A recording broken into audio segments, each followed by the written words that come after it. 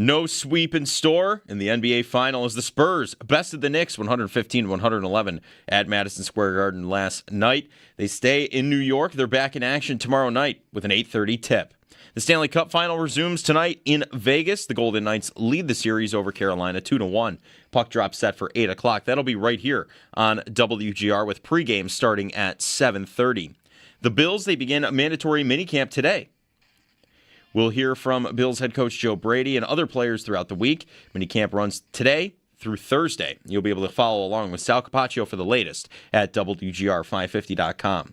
Looking around the NFL, Giants running back Cam Scatterboot, who's been dealing with the ankle injury, was seen participating in drills at Monday's minicamp.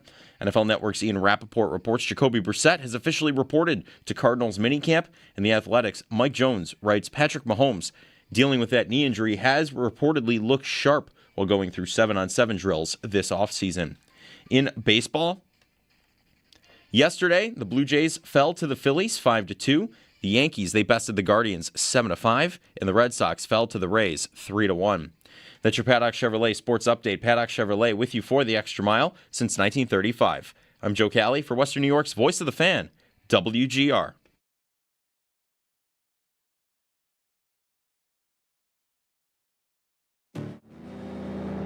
It's Jeremy White and Joe DiBiase. You know,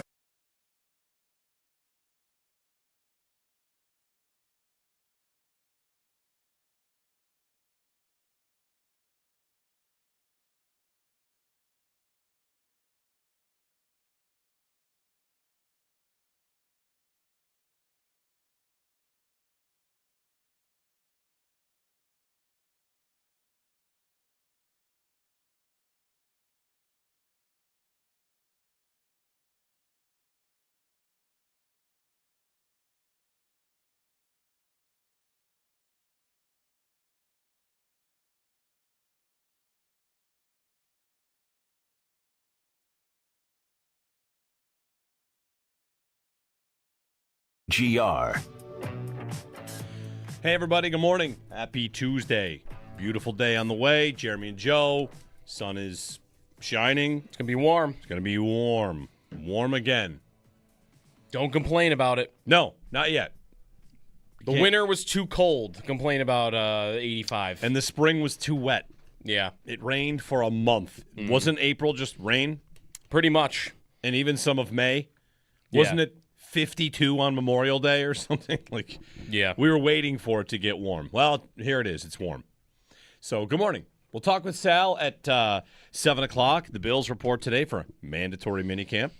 Big step there. Will we get a football is back tweet from anybody today? Maybe at around the beginning of minicamp. Around the league, right? Because someone will. Yeah, you'll get teams that are back for mandatory minicamp. We'll get potential holdouts or any sort of contract things, hold-ins. Mm-hmm. The thing I'm eager to talk about is with Sal at 7 is what can they do now they couldn't do before? Now you can throw to receivers that are covered. Mm-hmm. Your punters can work with the snappers. Right. They couldn't before. I don't know. I mean, we could look it up, but it's more fun. That's one. It might be one of those, I think. Yes. Like maybe a kicker can now kick it the length of the field instead of into a net or something like that. Right. We need more of these kind of rules in our lives. Like what I'm allowed to do. I can't work too hard. I got to make sure I'm, not doing the real stuff. Around the league might be a little bit of a light minicamp for holdouts. Like, who might be holding out? Like, is it just going to be what's Jacoby Brissett going to do sweep in Arizona? I'm looking at a list right now of the 5 holdouts to watch as minicamp approaches, and it's Brissett, who I think, by the way, said he's going to camp, but he doesn't have a contract that he wants. Lamar Jackson, he's not holding out, right? Oh, there's Taron Johnson on the list. Holding out? He was absent from offseason work. He made a list of the top 5 holdout candidates in the league. Taron Johnson did. So did Puka is on this list because he's not getting paid, and I think there was a report that the Rams are not going to pay any of their guys this year. Like, they're going to wait. So kind of maybe light. I don't know if any of those guys will actually do it other than Brissett. We're just going to watch if Brissett does it. And that's he just wants, starting quarterback money. Like, hey, I'm the starting quarterback. Can I have, And that's a funny one. $35 million. That would be the funniest holdout ever because do you remember like the numbers he put up last year? Yeah. Like they're great. Like I had him in a couple fantasy leagues. Like he was piling up stats. He went 1-11. Right. Imagine demanding a pay raise after how many games did you win? 1? Well, he did his job. A single game? He did. That's right. But 1-11. I want a raise. Right. It's tough. It's a tough look. Their coach is Mike LaFleur. I think, isn't Nate Hackett the coordinator? Yes, Yeah. Nathaniel Hackett's the offensive coordinator. Real good operation. That might be the coach in the NFL that the survey 100 football fans, you have the toughest time pulling the name, is Mike LaFleur in Arizona. That's my guess. They hired him late in the process. Does him having the same last name as another head coach help him or hurt him? Yes. Hurts. It hurts him? He'd be like, I didn't know there were 2 LaFleurs. Yeah. There's 2 Harbaughs. There's 2 LaFleurs. Mm-hmm. Are there 2 of anybody else? I don't know. Anyway, we'll talk with Sal coming up at 7 o'clock and, get you through your morning here on a beautiful, beautiful day. Watched a good chunk of that game last night, Knicks and Spurs, and I guess we got a series. We do. I was worried we'd get a quick sweep. It sure looked like it. In the second quarter, like the Yeah. Knicks started to hit their stride, and it looked like this thing was going to go. But I mentioned it during the hockey playoffs, and here it happened in the NBA last night. Man, road teams going into the craziest, most intense, most passionate environments and then shutting it down is really kind of cool. When it's not your team. I was at Game 7 for the Sabres, right? And I was at Game 2 for both Boston and Montreal series as well. But I was going to say those 3 times I was at all 3 of those games also, and those were not fun. Not fun. Did not enjoy it then. But impressive because you get these atmospheres. I was thinking about coming in and saying, what's the actual craziest atmosphere you've ever been a part of, right? Because if you're at the Knicks game last night, you probably think that it's that. If you're at one of the Montreal games in Montreal where the Sabres shut that building down, 2 times? 2 times. Games 4 and Game 6. Like it's just impressive, and it's probably nothing new. Is it that the atmosphere just feels bigger and more intense because we're just more, I don't know, exposed to it? Whatever it is. It's road wins have always happened, but now for some reason I just appreciate them more. And last night for the Spurs, it's a gutty performance, an incredibly gutty performance from Victor Wembanyama, and 2-1. How about he's 22 and they're down 2-0 going to Madison Square Garden, and your first playoff game at the Garden, and you go 32 points on 11 of 18 shooting, 8 rebounds, 6 assists, 3 blocks. Yeah. Like that's I like when narratives get busted, and I don't think the Spurs have this narrative. It's just more of a stat or a fact about them, but the idea that they're younger than the Michigan starting lineup, their starting lineup is younger than Michigan's starting lineup. Would you have known it last night if you had already known it? Like, didn't the beginning of the game look like the Knicks were the team that were nervous for the atmosphere and the environment, and the team of 20 and 21-year-olds was like calm, cool, collected, composed, like they were fine? Yeah. That's sad about like younger than college teams. I guess I'm starting to realize how normal that is now because it's right. Michigan's probably not the only team. Yeah, I had a hockey team that was younger than Niagara's team. Oh, Zach Benson's younger than every player on the Niagara hockey team. Right. But yeah, I get the point generally. Brunson, 32 points. Is he becoming unlikable, Wemby, during these finals Not for me. For the nation? I saw a lot of look at this, dirty, the Brunson play, or I don't think he elbowed him. I think he kind of shoved him, and he's a 1.5 feet taller than the guy, so it's going to look worse. But. What in sports ages better than being dirty? If you're dirty in the moment, that's bad. If you're dirty 20 years later, the 90s Pistons, they played the right way, baby. Real elbows up, punching people, not taking any grief. Right, it's not toughness in the moment. No, it's dirty. Right, because you wouldn't call the Pistons dirty, you would call them tough, right? Probably both. But look at how Brad Marchand's career ages over time. He knees a guy in the face, and it's like he should probably never play again. 5 years later, it's like I got a player that plays a lot like him. Like, man, I love that. I really love everything about this guy. He's a rat. Like, he's a Marchand. Right. You know? Dirty ages well. Outside of like 5 incidents. Swing a guy at a stick's head. Swing a stick at a guy's head. Yeah, that's not aging well. Almost everything else ages fine. Yeah. You're dirty. You're playing on the edge. You've got some attitude, whoever it is. Well, he's out there shoving guys and being physical. Here's how you know how physical he's really trying to be. Like, Shaq was in love with it at halftime. There you go. Shaq loved it. And Barkley's talking about how he had to basically stick up for himself. He was getting his butt kicked and had to answer, and that's one way to do it. Oh, it's funny. He did not like it. He thought it was dirty. Huh. And then they yelled at each other for like 7 minutes. Who knows? Who can ever predict? Yeah. It could just be the New York thing and being surrounded by Knicks fans, over, like, I don't know. Like, I'm curious how people are taking in Wemby. There are some that I think are also looking at him like, is he even that impressed? He's just tall. I'm like, well, no, that is the thing. He's not just tall. Like, the tallness is the thing. Like, almost you don't get credit because it's a God-given gift that you've been given. Like LeBron. Like, oh, LeBron wasn't impressive just because he was the best athlete of all time in the sport. Like, no, that's what makes him impressive. Mm-hmm. Like, Wemby, the thing I still can't get over is the amount of times in the game where someone is entering the paint and he's standing there and they're just like, nope, and they U-turn right out of there. Yeah. That doesn't show up on the stat sheet. And the guys don't even attempt shots when he's around you. He also drained a 3 on a 4-point play, got fouled, got up. Yeah. Like, that's pretty impressive. Here he is, from 25 feet, raining one down and getting fouled in the process. I just have a hard time not loving him. Like, he's got fire, right? Like, isn't that what we want in these guys? Like, he's got I don't know what to call it. Did you see when they went down 2-0? Again, you'll find there's a reaction out there in the world from everybody because everybody's on Twitter or whatever, and there's a million takes. But there was one, I think it might have been one like NBA account that posted, looking back, it was pretty messed up that Wemby was so emotional just to get to the finals. And a lot of people thought you're not allowed to even be happy to get there. Right. Like, it's not satisfaction. It's like everyone is addicted to Kobe Bryant's straight-faced job's not finished. And you're not allowed to be happy ever until you win the title. And then you can be happy for 3 minutes, and then you got to go back. You win it next year. You better be up at 4 a.m. the next morning ready to go. I mean, Kobe was great, obviously. But, like, Wembanyama in those moments reacting to winning Game 7 on the road in Oklahoma City, it became a negative all of a sudden. Like, oh, okay.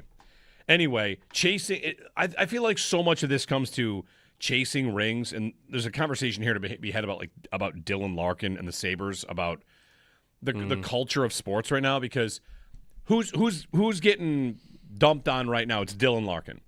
And it's a little bit of the conversation we had yesterday. Will this ever change in the NHL?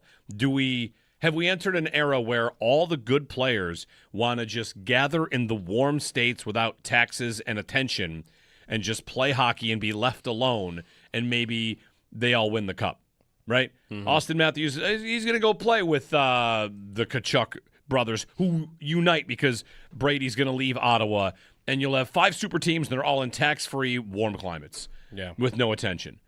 And if you get that, the hockey world would say, like, doesn't anybody really want to win somewhere where it matters? Mm-hmm. And I don't know what the answer to that question is. I don't know if they do. Right? Like, who is the last star player like that? Like, to choose if I go back a decade, like, I could choose Tavares for that. Went to Toronto. Like, he went to the circus. Like, he knew it was going to be madness and that they were going to care a ton, and that, if you fail, you're going to be lightning rods for it. And that's exactly what happened. Yeah. He's from there, which helps that. But, I mean, that guy did it. But that's 12 years ago now. Like, how long has he been there? Eichel didn't get sent to a place like that, and that's a trade. Reinhart didn't get sent to a place like that, but those two both re-upped once they were there. I'm going all the way back to Drury. When Drury went to New York to the Rangers, I feel like the comment and sentiment was he could blend in there better than here. Right. So, like, I know that's New York. But on some level, there's what does anybody expect here? What would any of us do? Can any of us pretend we would be different and or better about that? I pulled a tweet that I saw yesterday I wanted to get to about this very idea. It was Jeff Villette wrote this. Jeff Villette, who is a hockey writer, I feel like, maybe just a random guy. Anyway, he wrote about, like, Larkin. Mm-hmm.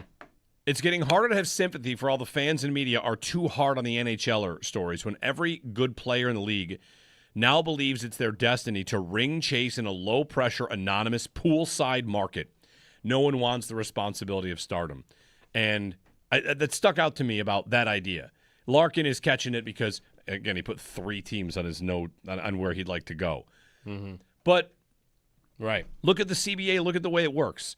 You get to a moment, one moment, and it's how much money would you like to bank for your career? And your answer is as much as possible, right? Right. So if you're Larkin, you sign, I don't know, how much. What was his contract for? 8.7. Okay, how many years? 8? It was 8 at the time, okay. I think, yeah. All right. Yeah. Hey, Dylan, it's your first chance to negotiate a contract. How much money would you like? How about $64 million?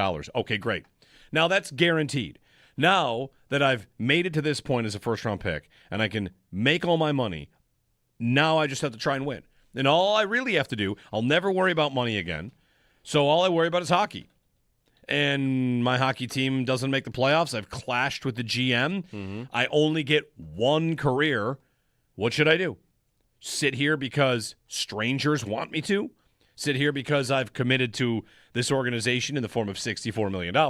Or ask to be traded and then somebody else can pay me that money? It's not like the Red Wings are on the hook for extra money. It's, right. Yeah, I signed 8 years, $64 million, and if you're a player in today's NHL, don't you think I'm signing to be in the NHL, and if I want to get moved, I'll get moved?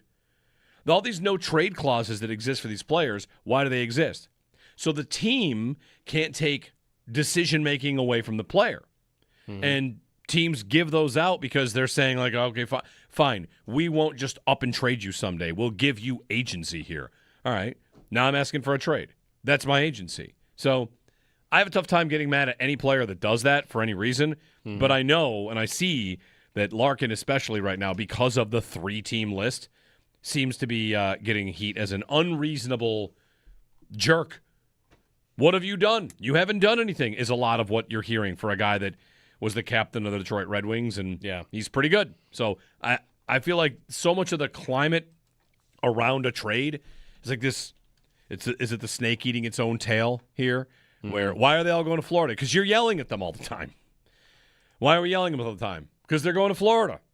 So how much of it is that and how much of it is there? I mean, I would not doubt that some of it is. I mean, if you look at the list of guys that have left their teams and gone somewhere else, like what did Marner do? Marner went to Vegas. They paid him and they were good, and you would expect them to win, but the other thing you are leaving is you are getting dunked on, and every second of every clip for an entire season is going to be micro-analyzed because you're in Toronto. Right. And if you don't succeed in Toronto, then you're going to hear about it. And he got death threats. Right. And he had his address posted online. Like he went through the whole thing. So he goes to Vegas, and it's a lot of what you're talking about. Like you can go out in Vegas you can and live not a normal life. Probably be noticed, and I'm sure for him specifically, that probably was appealing. I don't know if everybody would necessarily need that. Some guys might just say, I want to go to Vegas and Florida because those are the 2 franchises I trust to win the most right now. Maybe. Those are the 2 teams that have won the last 3 Stanley Cups. Well, if I'm thinking about as an NHL player, how many things am I worried about when I'm 23 years old and I'm about to hit a contract? It's, am I going to get paid? Mm-hmm. How much? Is my family happy where we are? Can my team win? And is it nice outside? Right. Are those the 4 things to worry about? And teams that are like Vegas and Tampa and Florida, they can offer you all 4. Right. And some of the teams that are in other climates or climate, metaphorically or actually the weather, can offer you like 1. We'll pay you. And, okay, we'll compete. Now I've got 2 out of 4. I don't have the weather, and I don't have a climate where people leave you alone. So I don't know what to do about it. I mean, like for a couple of years, taxes. Like, is that a 5th one? We've kind of entered this space where the Sabres are good. Right. And now we're back to worrying about things that maybe we would have been worrying about if they were good anywhere in the last 15 years. Right. Yeah. I another thing that's happening with Larkin, too, is, like the blame game of, well, you are partially at fault. Like this playoff drought Detroit's going through, which is now, I think, at 10 years, 9 or 10 years. Like, he's the face of it because he's been there for all of it. And because he's good.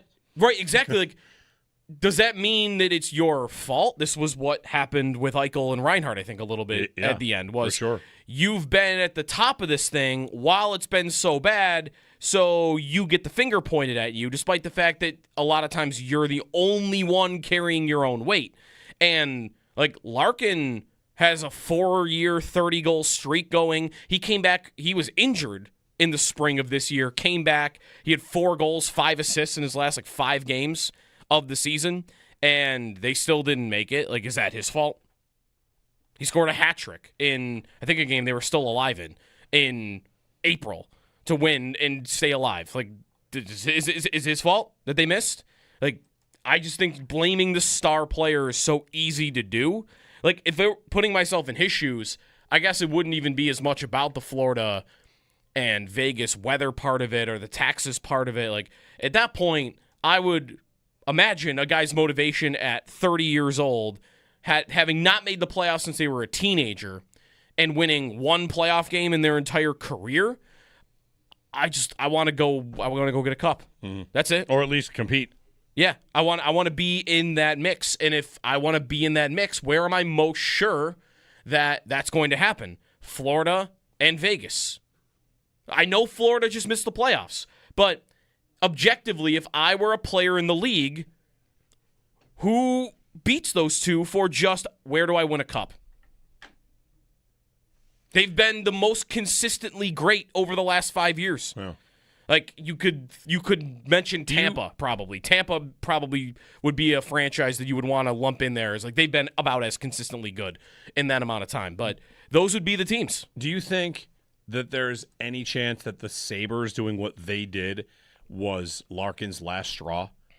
Like, the Sabres doing it? Even look at Buffalo. They figured it out, right? It's possible. Yeah. Because at that point, then everybody really has figured it out. Right. Ottawa has passed you. Montreal has passed you. Don't forget, there was one of the great moments of the Sabres' bad drought and bad hockey was it last year or 2 years ago when Marcus Foligno was talking with the Wild on a losing streak, said, "Hey, it's not like we're Buffalo." Yeah. That was this season, I think. That was this year? I think it was before December, I'm pretty sure. I don't know. I gotta find it. It feels like it was 2 years ago. And that was a moment of like, whew, man, that hurts.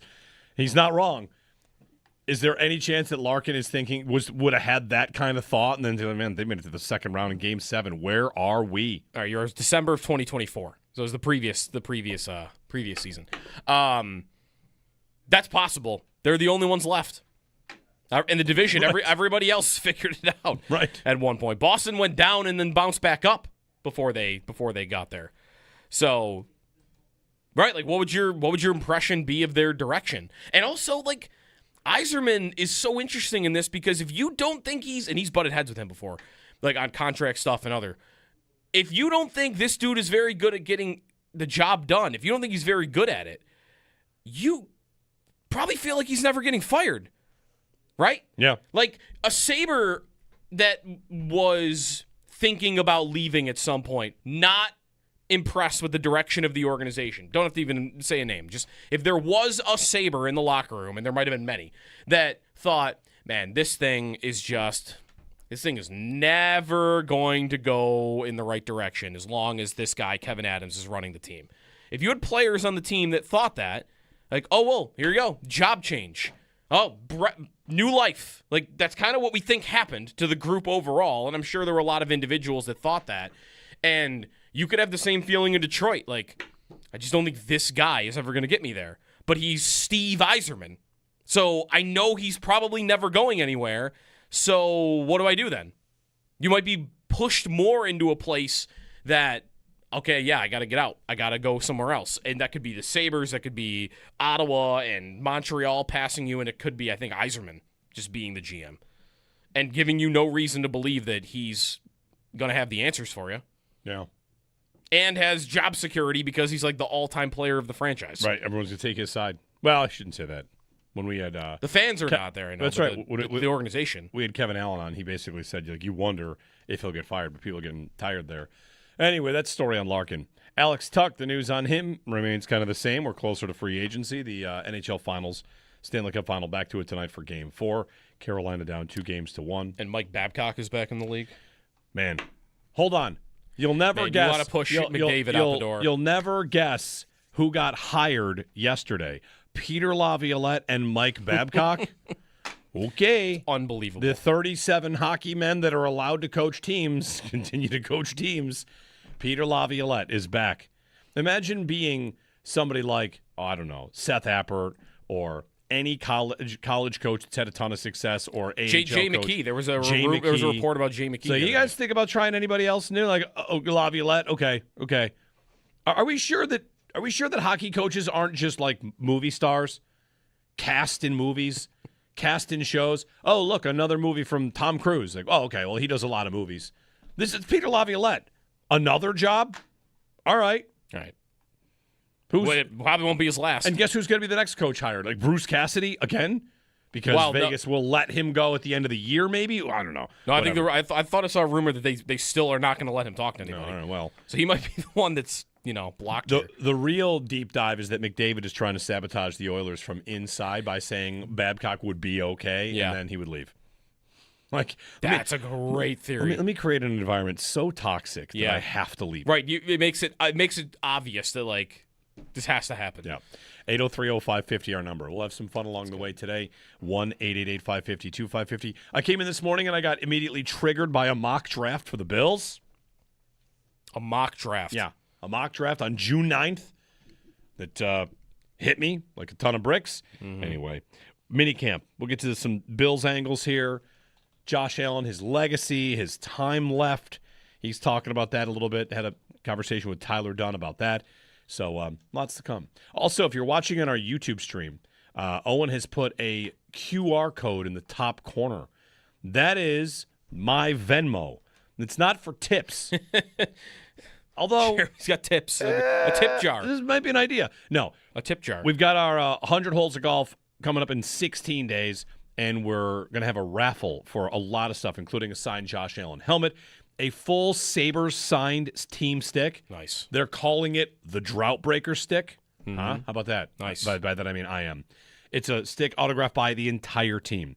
A Max Harrison signed football, rounds of golf all over the area at the best clubs in the area, private and public. And you can enter that raffle and not necessarily have to come to our party on the 18th. Just scan that QR code on the feed and donate $25 for a ticket. That's it. And the proceeds go to the Live Like Luca Foundation, Luca Kalani Foundation, which benefits kids in the area to help them get uniforms, jerseys, repairing facilities. It's helping kids get active in sports. And Courage of Carly in Roswell Park as well, helping kids fight cancer and pediatric cancer and helping their families. So we've got this cause yet again, and a $25 donation. All you got to do is do it once. If you do $50, you get 2 tickets. That's fine too. Scan the code in the top of the screen, and if you would, make that donation, and then I'll reach out and let you know if you won when we do the drawing. So $25 a ticket, buy 100 of them if you want, as many as you need. But that's what that QR code is up for at the YouTube page. So thank you for a donation. And 16 days from now, I'm playing 100 holes of golf again, which I'm excited about. It's 5.5 rounds in a day. How do you feel about your cardio for this go-around? Fine. You would know at this point like what it entails. Cardio is not the hardest part. Feet are the hardest part. Feet are the hardest part, yep. And then also by like the 80th hole, your swing gets pretty raggedy. You're trying to hit a driver on a 490-yard par 5, and it's your 93rd hole. You're like, whew, swing. Put the driver away. No. Just like start hitting irons at that point. Aren't those heavier? Anyway, donate at the tab, or donate at the QR code. Jeremy and Joe here on WGR.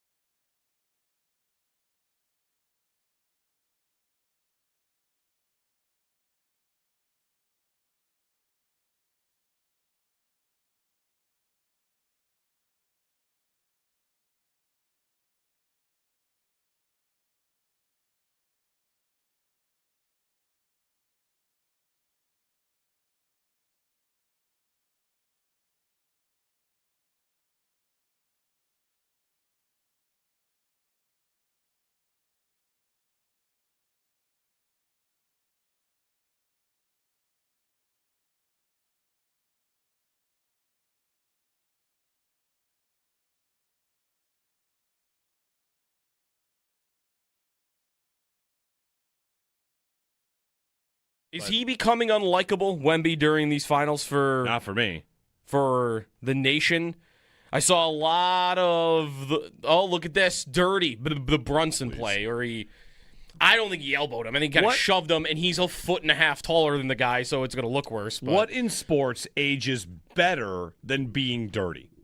If you're dirty in the moment, that's bad. If you're dirty 20 years later, the 90s Pistons, they played the right way, baby. Real elbows up, punching people, not taking any grief. Right, it's not toughness in the moment. No, it's dirty. Right, because you wouldn't call the Pistons dirty, you would call them tough, right? Probably both. But Okay, look at how Brad Marchand's career ages over time. He knees a guy in the face, and it's like he should probably never play again. 5 years later, it's like I got a player that plays a lot like him. Like, man, I love that. I really love everything about this guy. He's a rat. Like, he's a Marchand. Right. You know? Dirty ages well. Outside of like 5 incidents. Swing a guy at a stick's head, swing a stick at a guy's head. Yeah, that's tough. Not aging well. Almost everything else ages fine. Yeah. You're dirty. You're playing on the edge. You've got some attitude, whoever it is.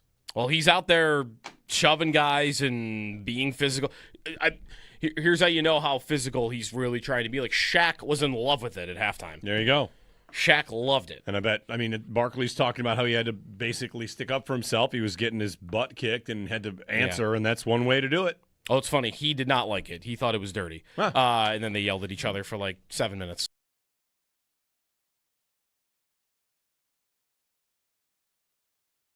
Another thing that's happening with Larkin, too, is like the blame game of, well, you are partially at fault. Like, this playoff drought Detroit's going through, which is now, I think, at 9 or 10 years. Like, he's the face of it because he's been there for all of it. And because he's good. Right, exactly. Like, does that mean that it's your fault? This was what happened with Eichel and Reinhart, I think, a little bit at the end. Was for sure. You've been at the top of this thing while it's been so bad, so you get the finger pointed at you, despite the fact that a lot of times you're the only one carrying your own weight. And, like, Larkin has a 4-year, 30-goal streak going. He came back. He was injured in the spring of this year, came back. He had 4 goals, 5 assists in his last, 5 games of the season, and they still didn't make it. Like, is that his fault? He scored a hat trick in, I think, a game they were still alive in April to win and stay alive. Like, is his fault that they missed? Like, I just think blaming the star player is so easy to do. Like, if they're putting myself in his shoes, I guess it wouldn't even be as much about the Florida and Vegas weather part of it or the taxes part of it. Like, at that point, I would imagine a guy's motivation at 30 years old, having not made the playoffs since they were a teenager and winning 1 playoff game in their entire career.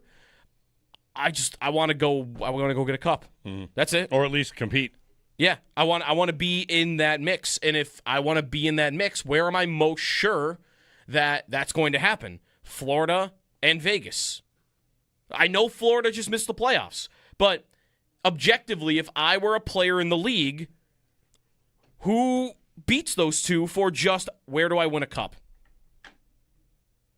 They've been the most consistently great over the last 5 years. Yeah.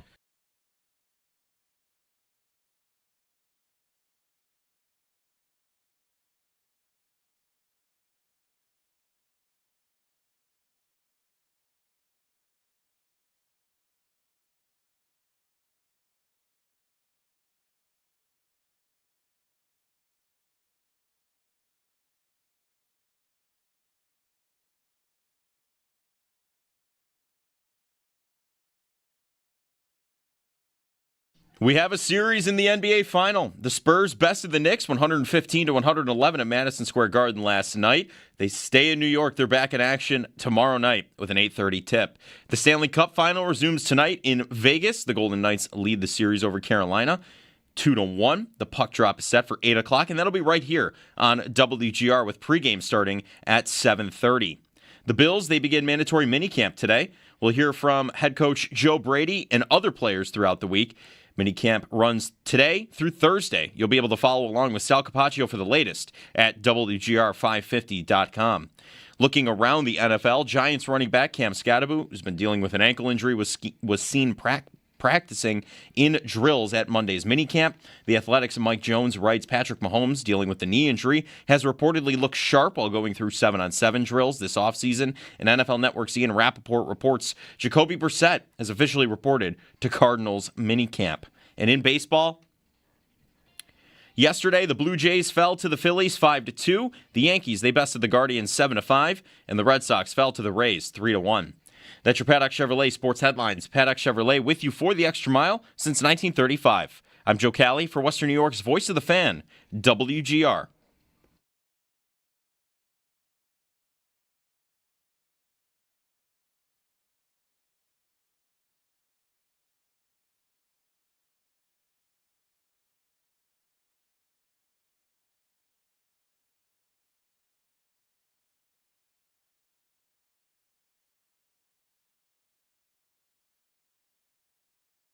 Brunson's looked like they're going to lob it. Nope. Anunoby, corner three, fires away. Shot's no good. And the Spurs win. What a response from San Antonio. They do it again. An inspiring road win. And they are right back in the series. The Knicks lead cut 2-1. That's Mike Breen, who you had mentioned. Sounds sad. Yes, he's going to have a difficult time. He's like the Knicks play-by-play guy. Right. And he's on the national broadcast, and that is not the tone of an impartial observer on a team winning a very important game in a series. I like Mike Breen, so I've got nothing bad to say. It helps. It helps that he's surrounded by the Knicks' silence. True. Then if he had sounded that way, like in San Antonio with the fans going nuts, then that would be really tough. Fair. Notice a rattle in your ducts or a rise in your heating and cooling bills? If you do, give Belknap a ring. With 0% financing, the cost of upgrading to a high-efficiency dual-fuel heating system is a breeze. Learn more at belknapheating.com. That's belknapheating.com. Go green. Save energy and money with Belknap. Schedule a free estimate on your new installation. Give Belknap a ring at 688-1728 for more comfort. And less ka-ching, give Belknap a ring. Joe Kelly has warned me that Tom Brady has a new product and it's going to make us mad. Oh, I've seen it. You have?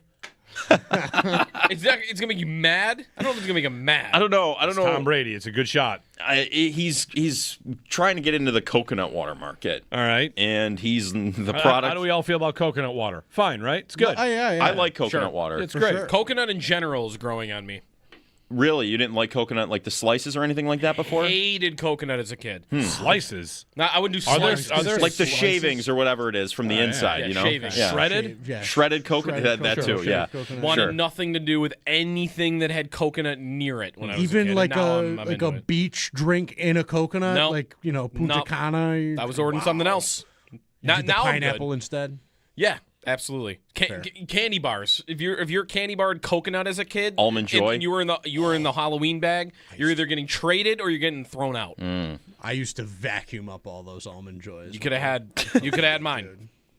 Well, Tom Brady has got quite the name for the new product, and it's just, I'm just going to say it, Good Nut is what he's calling the coconut water company.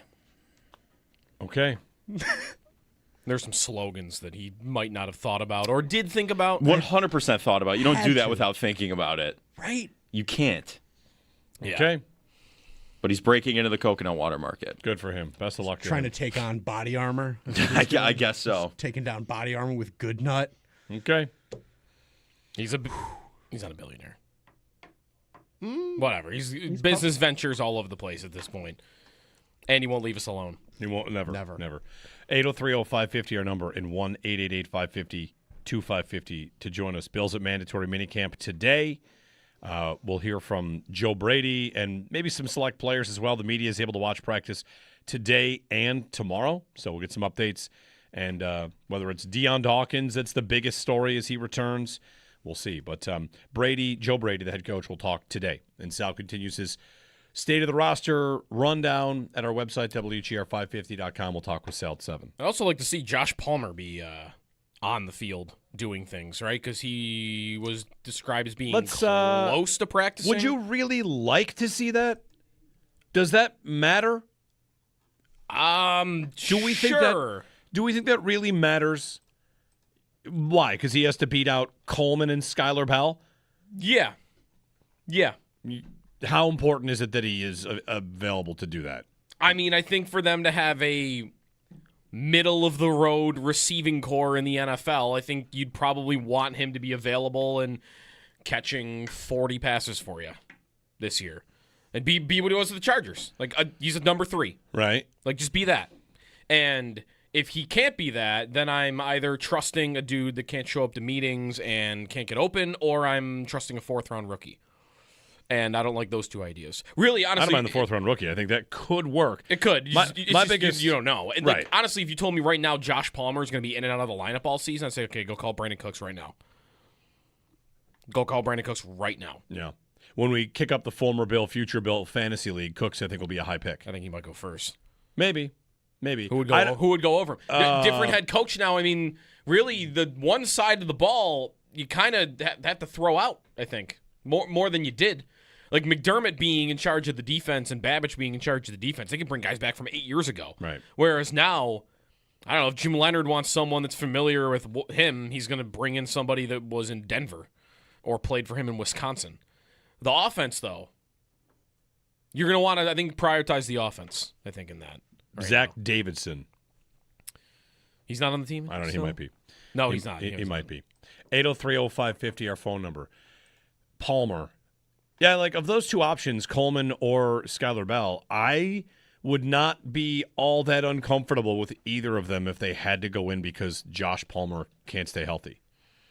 And Palmer, Lance Lysowski wrote a piece about, I think it was Lance who wrote this, about Palmer and the injury and how it's tough, really the toughest part of his career, one of the toughest times of his career because of the high ankle sprain that was suffered in Atlanta.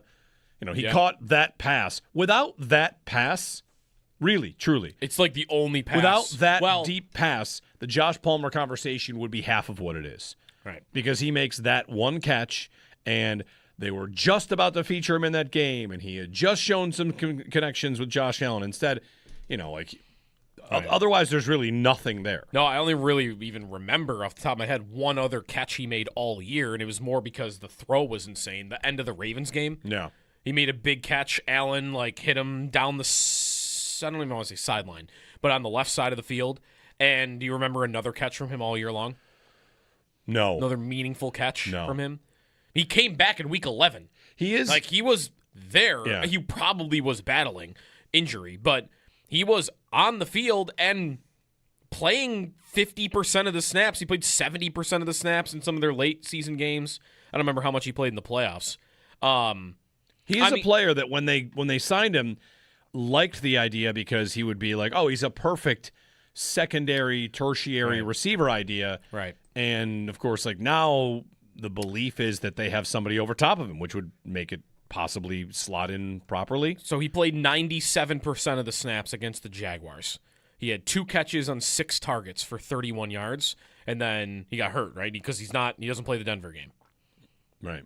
It's not even remembered that he doesn't really play the Denver game. Yeah, like I'm not saying he's critical, but it'd be nice. I feel like there's a capability with him that I'm not sure if they have another guy in their offense that's capable of catching 40 passes for them and doing it like reasonably efficient. I mean, Coleman's capable of that. He has caught, what's his career high in catches?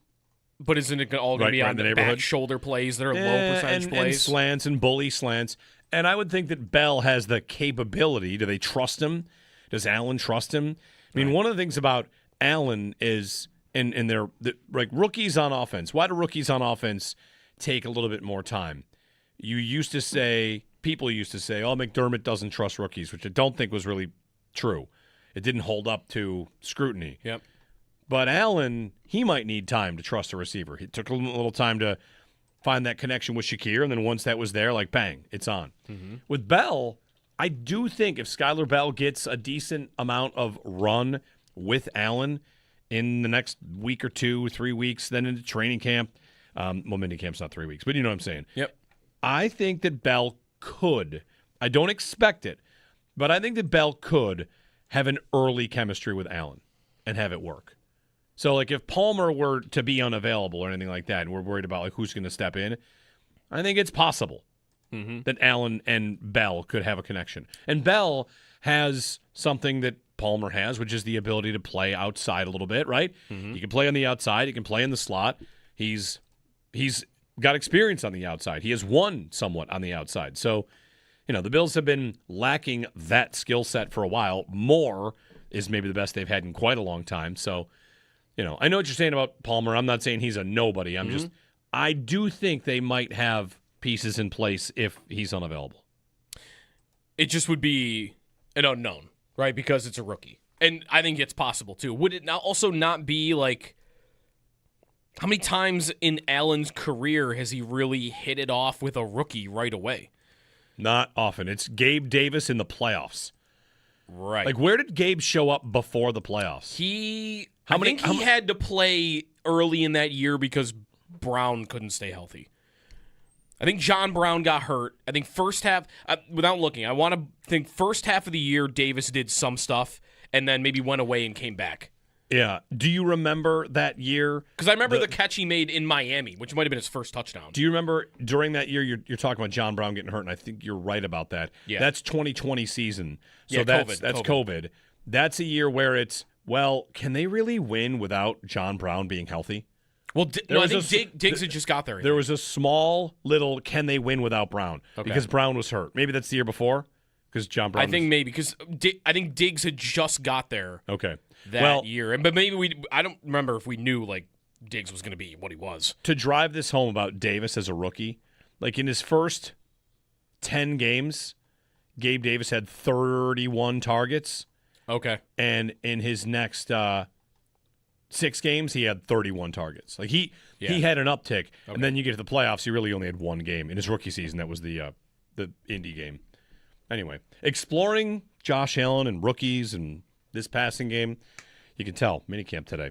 Minicamp for the Bills. Sal will be there. We'll hear from him coming up at 7 o'clock, and Joe Brady will speak with the media today as well. 803-0550, 1-888-550-2550 on WGR.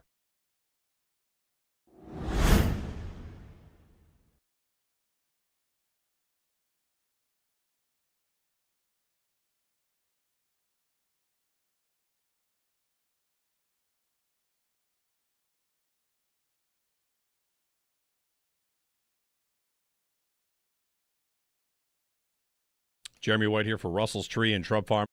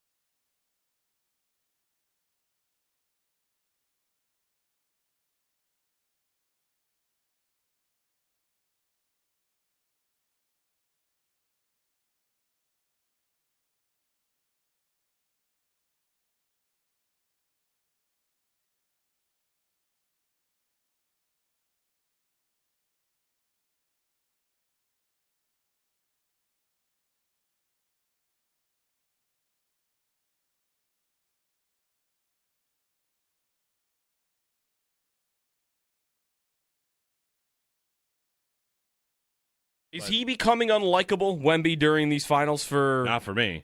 for the nation? I saw a lot of look at this, dirty, the Brunson play, or I don't think he elbowed him. I think he kind of shoved him, and he's a foot and a half taller than the guy, so it's going to look worse. But. What in sports ages better than being dirty?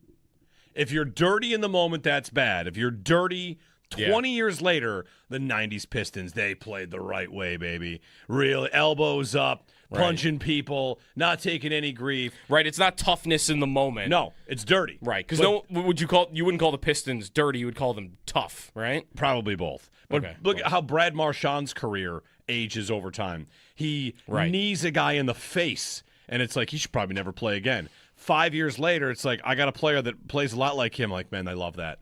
I really love everything about this guy. He's a rat. Like, he's a Marchand. Right. You know? Dirty ages well. Outside of like 5 incidents. Swing a guy at a stick's head, swing a stick at a guy's head. Yeah, that's That's tough. not aging well. Almost everything else ages fine. Yeah. You're Well, dirty. You're playing on the edge. You've got some attitude, whoever it is. Well, he's out there shoving guys and being physical. Here's how you know how physical he's really trying to be. Like, Shaq was in love with it at halftime. There you go. Shaq loved it. And I mean, Barkley's talking about how he had to basically stick up for himself. He was getting his butt kicked and had to answer, and that's one way to do it. Oh, it's funny. He did not like it. He thought it was dirty. Huh. And then they yelled at each other for like 7 minutes.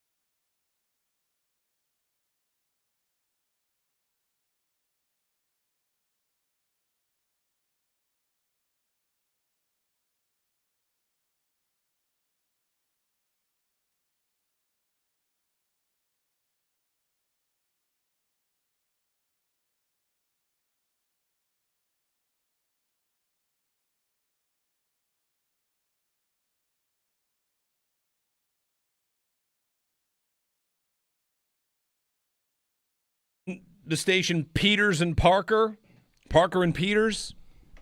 What time, Owen? It's got to be Peters Parker somehow play on that. Right. Yeah, we'll see. Spider-Man. We'll me and Petey will get together and brainstorm. 1 to 3 today. Tomorrow, and Thursday. Petey and we'll Parker. be on 1 to 3 on the station. Very excited to get in there and chat. Petey with, and O-Dog. Oh wow. Petey and... I'm trying. They were so close to like some Spider-Man pun. Yeah. Oh yeah. That's coming up. That's why. Someone told me that on the latest podcast they had a little rumor or thought on the Alex Tuck thing, so maybe you guys will chat about that, what he's heard on that. Andrew Peterson, Owen Parker today, 1 to 3. All right. Sal on the other side, mandatory minicamp for the Bills opens today. Joe Brady meets with the media. We'll talk with Sal about his State of the Bills series and what we're looking for at mandatory minicamp. It's coming up next here on WGR.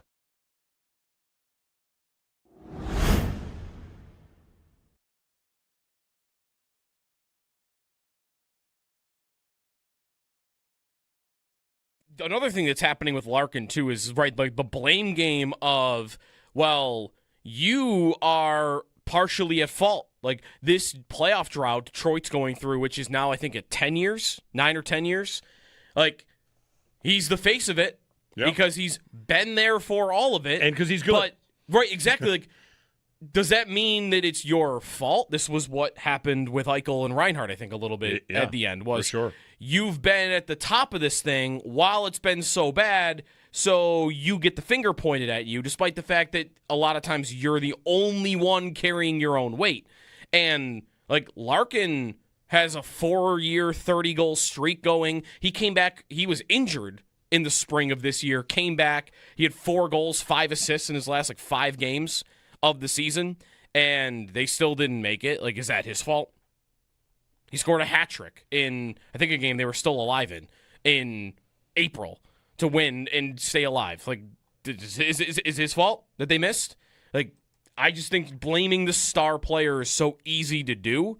Like, if they're putting myself in his shoes, I guess it wouldn't even be as much about the Florida and Vegas weather part of it or the taxes part of it. Like, at that point, I would imagine a guy's motivation at 30 years old, having not made the playoffs since they were a teenager and winning 1 playoff game in their entire career. I want to go get a cup. Mm-hmm. That's it. Or at least compete. Yeah, I want to be in that mix. And if I want to be in that mix, where am I most sure that that's going to happen? Florida and Vegas. I know Florida just missed the playoffs, but objectively, if I were a player in the league, who beats those two for just where do I win a cup? They've been the most consistently great over the last 5 years. Yeah.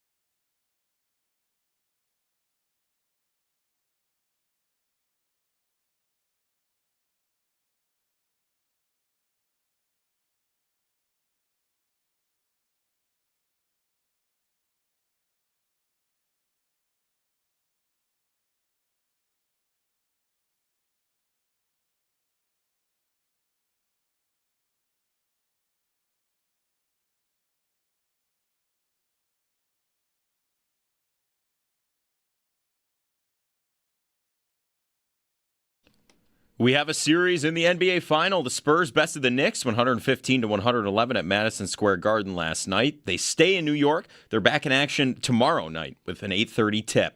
The Stanley Cup Final resumes tonight in Vegas. The Golden Knights lead the series over Carolina 2-1. Puck drop set for 8 o'clock. That'll be right here on WGR with pregame starting at 7:30.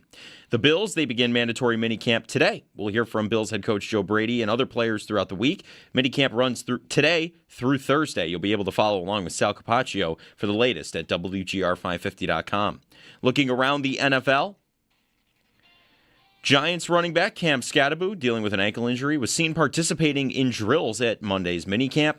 The Athletics' Mike Jones writes Patrick Mahomes, who's been dealing with a knee injury, has reportedly looked sharp while going through 7-on-7 drills this offseason. NFL Network's Ian Rappaport reports Jacoby Brissett has officially reported to Cardinals minicamp as well. In baseball, the Blue Jays fell to the Phillies 5-2. The Yankees bested the Guardians 7-5. And the Red Sox, they fell to the Rays 3-1.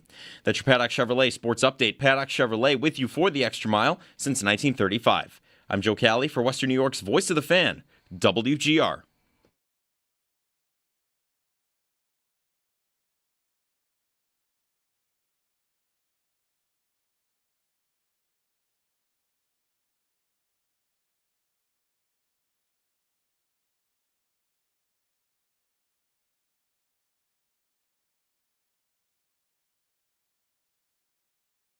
Sal Capaccio joins us on the Wester Hotline as we are off for a week of mandatory minicamp. The NFL schedule churns on. Sal, good morning. Is this a different phase? Is phase 3? It counts as phase 3. So they've been basically already in phase 3. Oh, all right. Standard so phase. The difference is you have to be here. You have to. A mandatory phase 3 kind of idea. Mandatory minicamp after a couple of weeks of OTAs. All right, so it's phase 3. Does what is allowed change?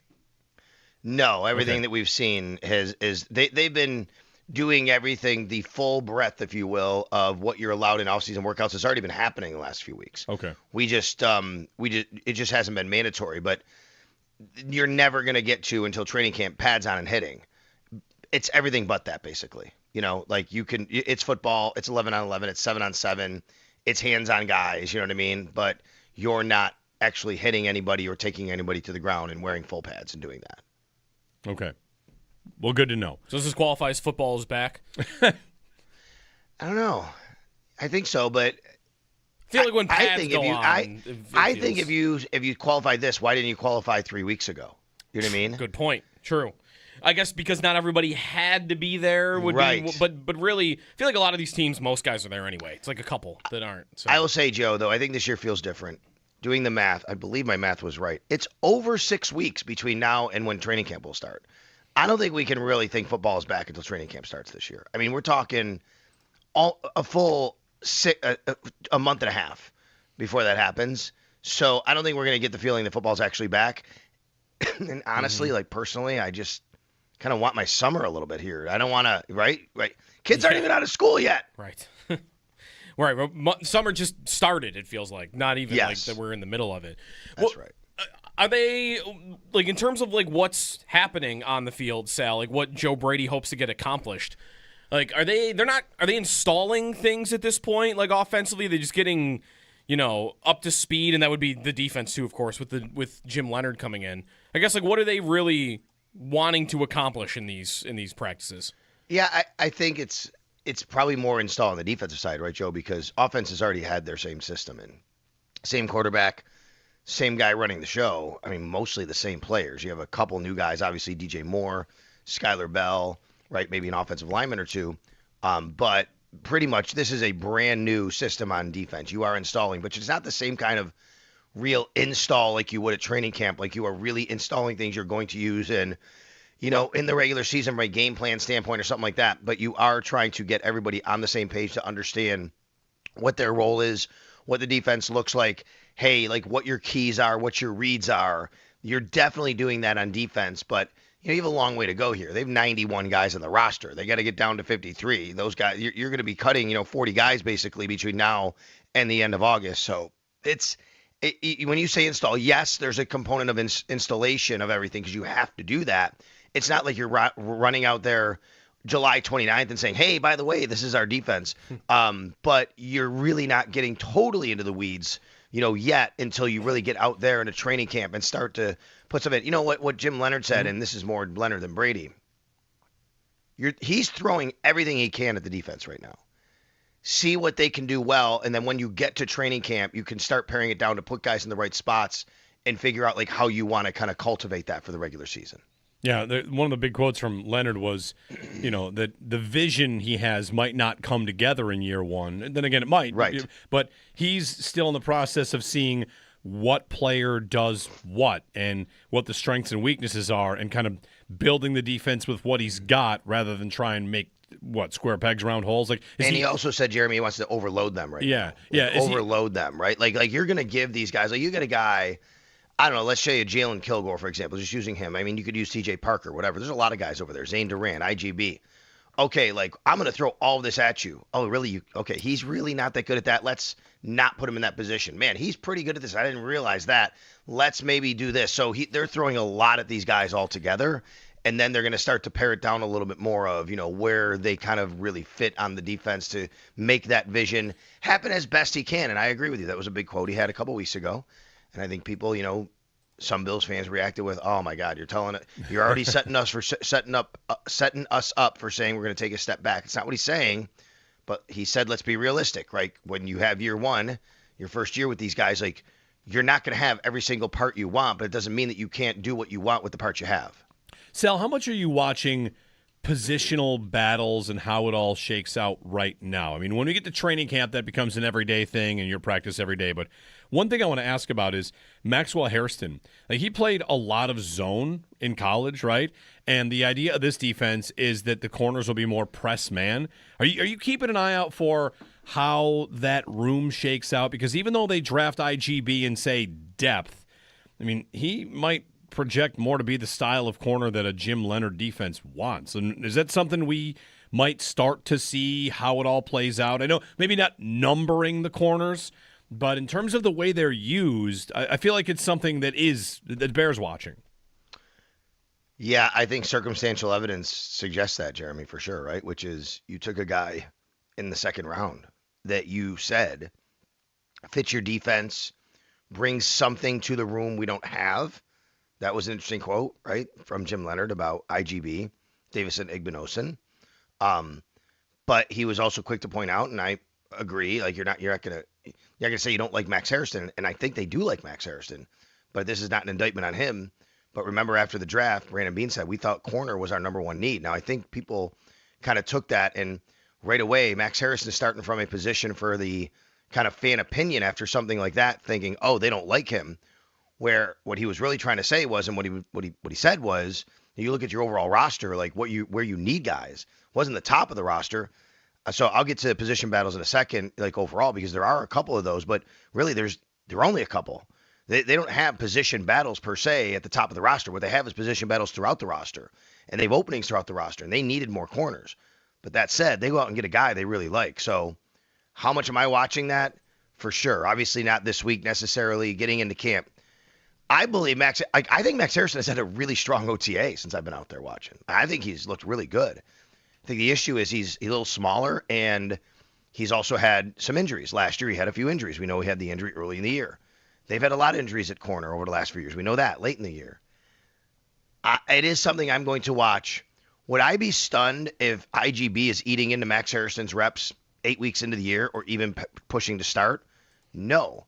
As I sit here today, I don't think that would be because Max Hairston did anything wrong.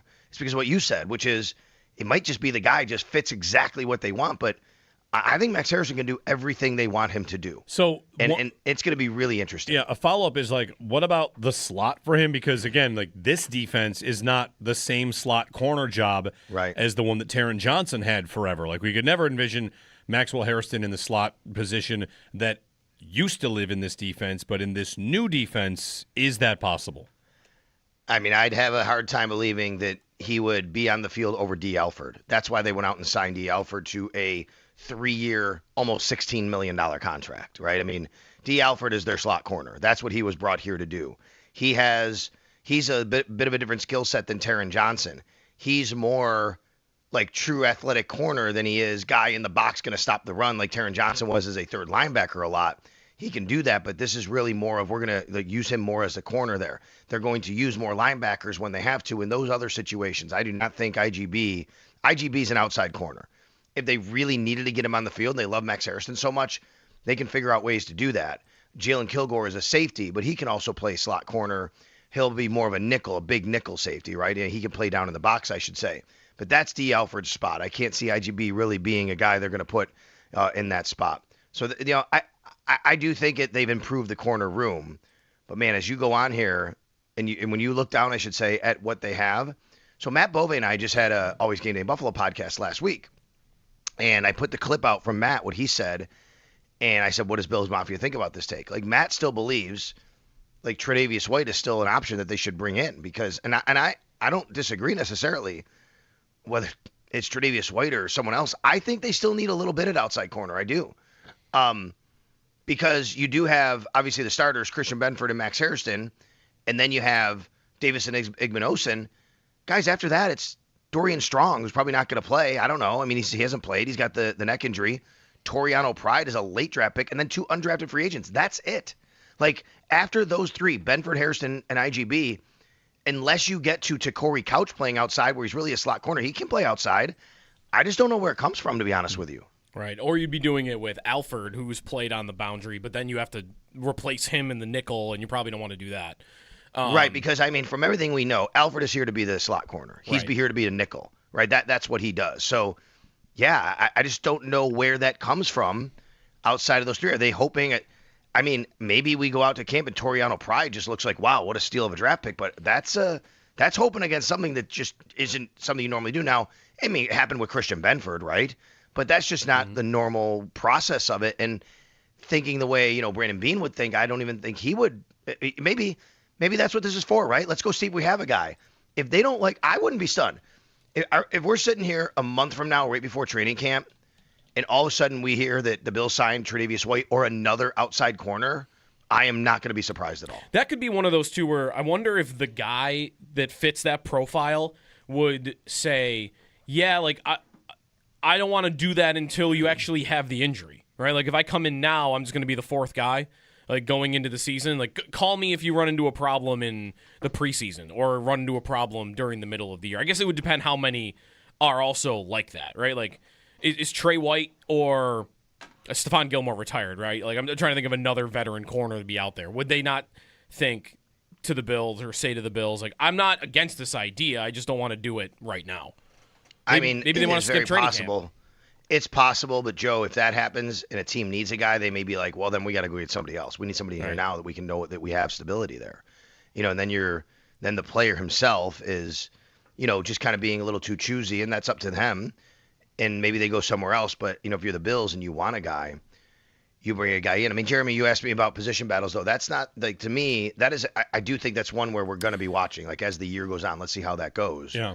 Like I wrote yesterday, I did my inside linebacker preview for the State of the Bills. I think that's the number 1 open position, open competition. Now, yes, left guard is an open competition. I don't call it number 1 because I think it's Alec Anderson's to lose. Like, that's my read of it. Like, I think Alec Anderson is penciled in, and unless he's not exactly what they want there, he could wind up losing that job to somebody, whether that is Corbett or Bowery, the guy they drafted, who's probably a tackle, but who knows? I think it's Alec Anderson. But an inside linebacker, like, it's Caleb Elarmzor. There's a lot going on here. Let's just say this. I think I wrote Terrell Bernard is going to start at one spot, and then it's between Caleb Elarmzor and Dorian Williams. Now, first of all, some of the reaction I got was, are you really sure Terrell Bernard's going to start? I mean, yeah, I don't know. What is the argument against Terrell Bernard starting? That he had a few injuries last year? Are you really? I mean, really, do people really think that Caleb Elarmzor and Dorian Williams would be a better tandem than Terrell Bernard and one of those guys? I can't see the Bills thinking that. I'd be stunned if they thought that, unless Terrell Bernard's not healthy. I think the fan opinion on Terrell Bernard has swung way too far the other way because of the injuries last year. I think this defense will help him. Does that mean he's going to be an all-pro? No. But I think that he's still, like, the number 1 option. He's the number 1 option, not just, like, one of the top options at inside linebacker. And then who is next to him? We have not seen Dorian Williams at OTAs. I know I've seen Caleb Elarms-Orr, and I can tell you I like what I see from him. But he is you go into the lab and create what a linebacker should look like at the NFL level in this defense, that's Caleb Elarms-Orr to me.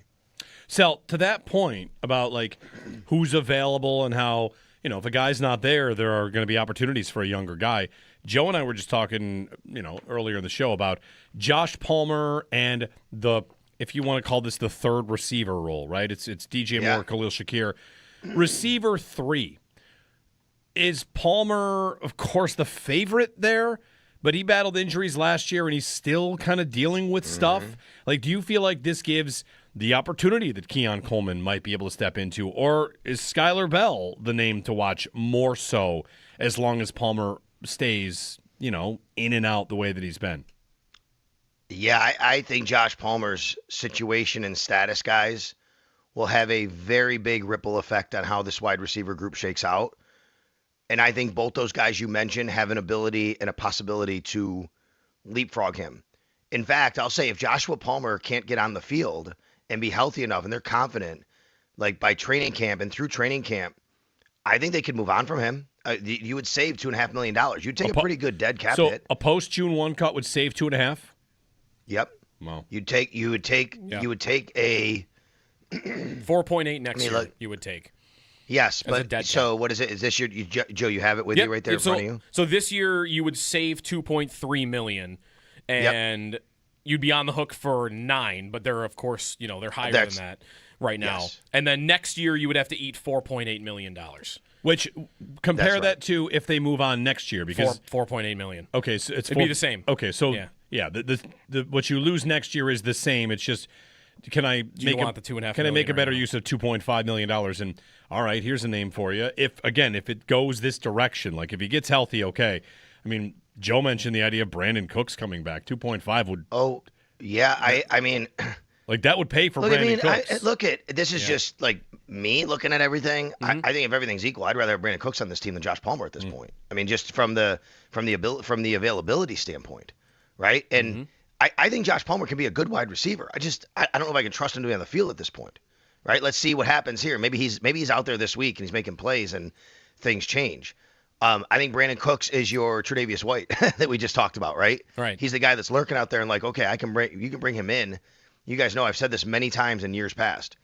When you have veterans like that who've been around, they know how to keep their body healthy and ready. Like they'll be ready to go. You don't have to worry about that. You can give Brandon Cooks a call a week before training camp. He's going to come in. He's going to be fine. I mean, there's no problem with that. But let's see how it shakes out with Josh Palmer. But the other part of this is like, if Keon Coleman is doing everything that he's supposed to do, and you continue the confidence in him, I mean, why wouldn't he be ahead of Josh Palmer on the depth chart? Maybe at the end of it, maybe he is, maybe he isn't. But you would love for him to do that. Like, that'd be great, wouldn't it? Then it's speaking highly of Keon Coleman, not necessarily anything negative of Josh Palmer. And then you have Skylar Bell in the same situation. I could see a top 4 of Moore, Shakir, Coleman, and Bell. And then your fifth receiver is probably Trent Sherfield until Tyrell Shavers gets healthy, but it doesn't have to be. Yeah. I mean, McCole Hardman can offer some returnability, right? And yeah, there's an opportunity here that whether that's Josh Palmer or Brandon Cooks or someone, they might need that one extra guy. But a lot of what happens with them might depend on is Keon Coleman and our Keon Coleman and Skylar Bell really kind of showing that they can handle what you're doing and being on time for Keon and everything that goes with him, and then Skylar Bell just playing in the NFL. So, like, because just on this Palmer idea, again, I don't think we necessarily have to write this off as happening yet, but it just sounds so much like Curtis Samuel. Well, if they wait till next year, let's say Palmer gets healthy and he contributes this year. Next year, cutting him saves 5.8. Correct. So before June 1st, which they would probably do in the offseason. That's right. Yeah, I think you would save 5.8 by moving on from Palmer. So if you decided to do it now, it would be basically you're saving about the same money, but you're splitting it over this year and next year. Correct. You're getting $2.5 million in cap relief right now. Sal, on their salary cap, like how strapped are they? How stressed are they? We know, of course, like they have some room. They have some levers they could pull. When we were talking about Myles Garrett, they could pull a lever on Deion Dawkins. They didn't have to do that. When it comes to signing their draft class and the space that they have, do you get the idea that, like a $2.5 million savings would be something they would want? Yes. I mean, they could definitely use. I think, the Bills are always going to be against the cap right now. They just are. Just the way that their contracts are and how they're trying to win. We know they have Josh Allen and Deion Dawkins and a few other guys on pretty big cap hits. I mean, this is why they had to do restructures like a Dawson Knox of the extension and lower his cap, right? And I know that the player matters, but the money matters here. And yeah, they would have to get a little creative. They could do it, but yes, I think that would matter to them. I think that when you can save that kind of money heading into training camp or at the end of training camp, and right now what your top 51 is counting. Once you get to your top 53, you have injury replacement costs.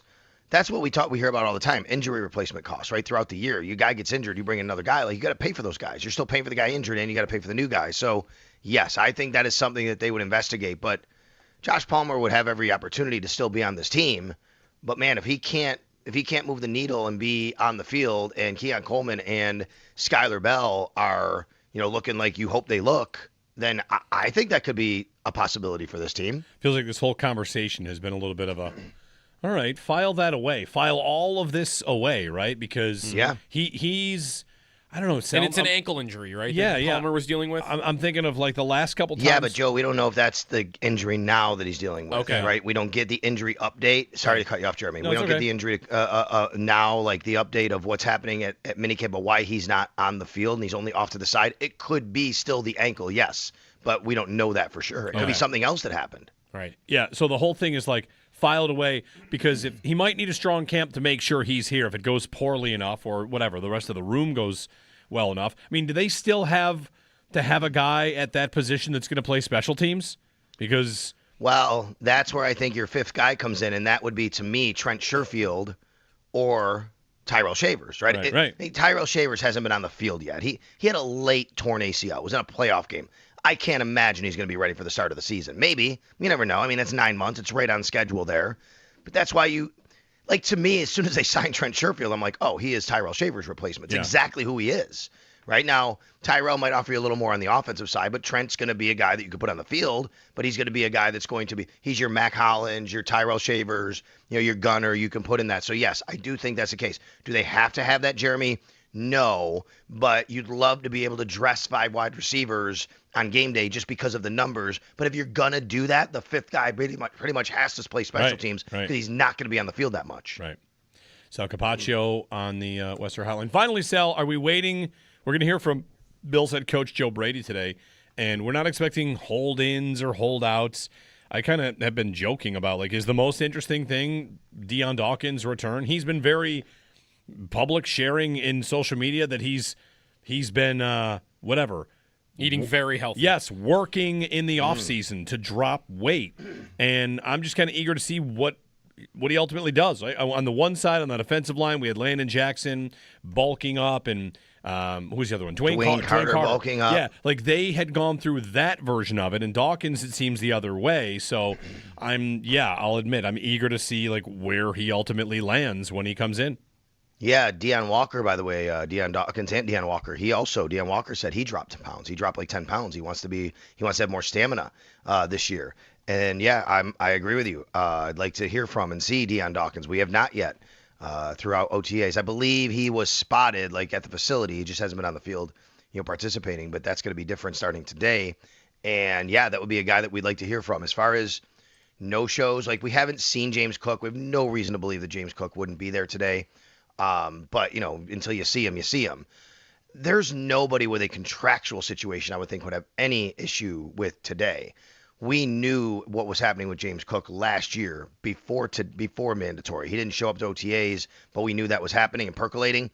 The only player we've all discussed about maybe an extension in his contract this offseason is Osiris Torrance, but he's been at OTAs and voluntary. If he's going to be there, he's going to be today. He's going to show up to mandatory. There's no reason not to.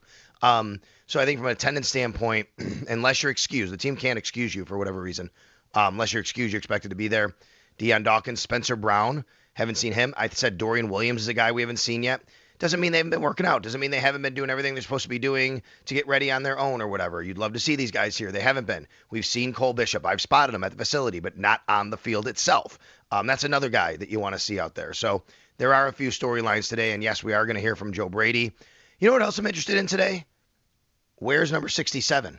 Is he on offense or defense? Travis Clayton. Seriously, I think that's kind of cool. Yeah. He was at the he was at the Micah Hyde softball game. Excuse me, the Greg Rousseau softball game. Micah Hyde was co-MC, but he was at the Greg Rousseau softball game, and he had a red jersey on for offense. So I had to introduce the starting lineups, and I said, "Okay, well, you got the red jersey on," and he goes, "I'm on offense today." That's what he said. It was kind of interesting. I'm on offense today with a smile. I'm like, all right, what does this mean for next week? So that'll be interesting to see too. Yeah.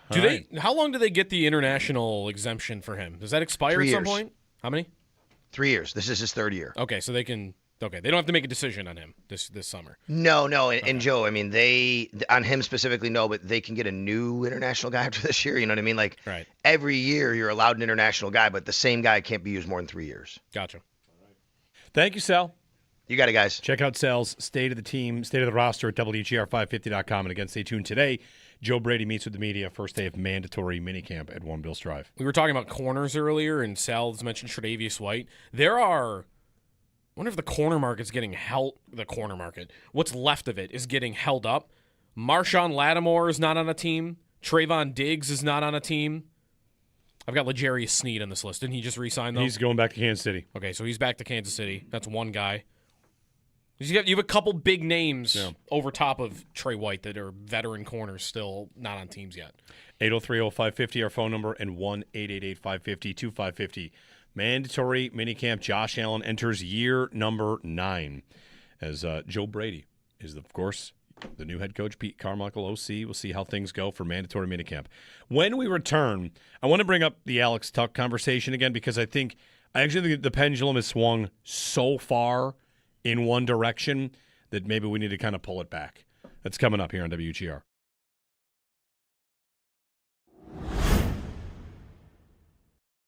Another thing that's happening with Larkin, too, is like the blame game of, well, you are partially at fault. Like this playoff drought Detroit's going through, which is now, I think, at 10 years, 9 or 10 years.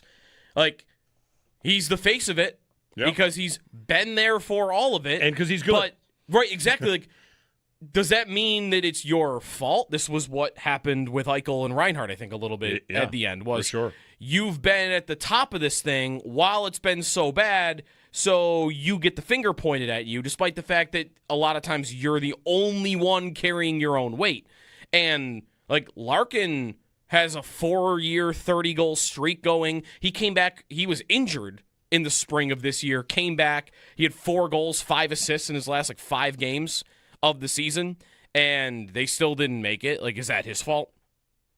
He scored a hat trick in, I think, a game they were still alive in April to win and stay alive. Like, is his fault that they missed?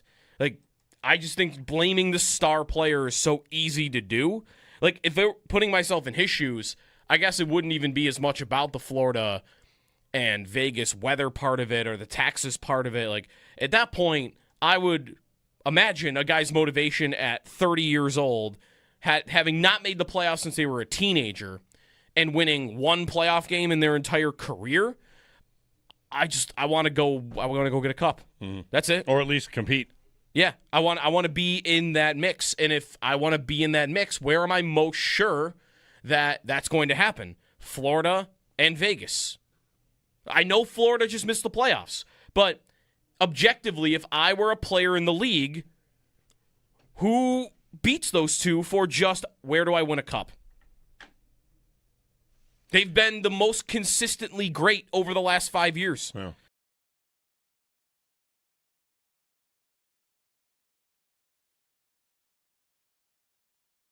Also, if you're watching on our YouTube stream, Owen has put a QR code in the top corner.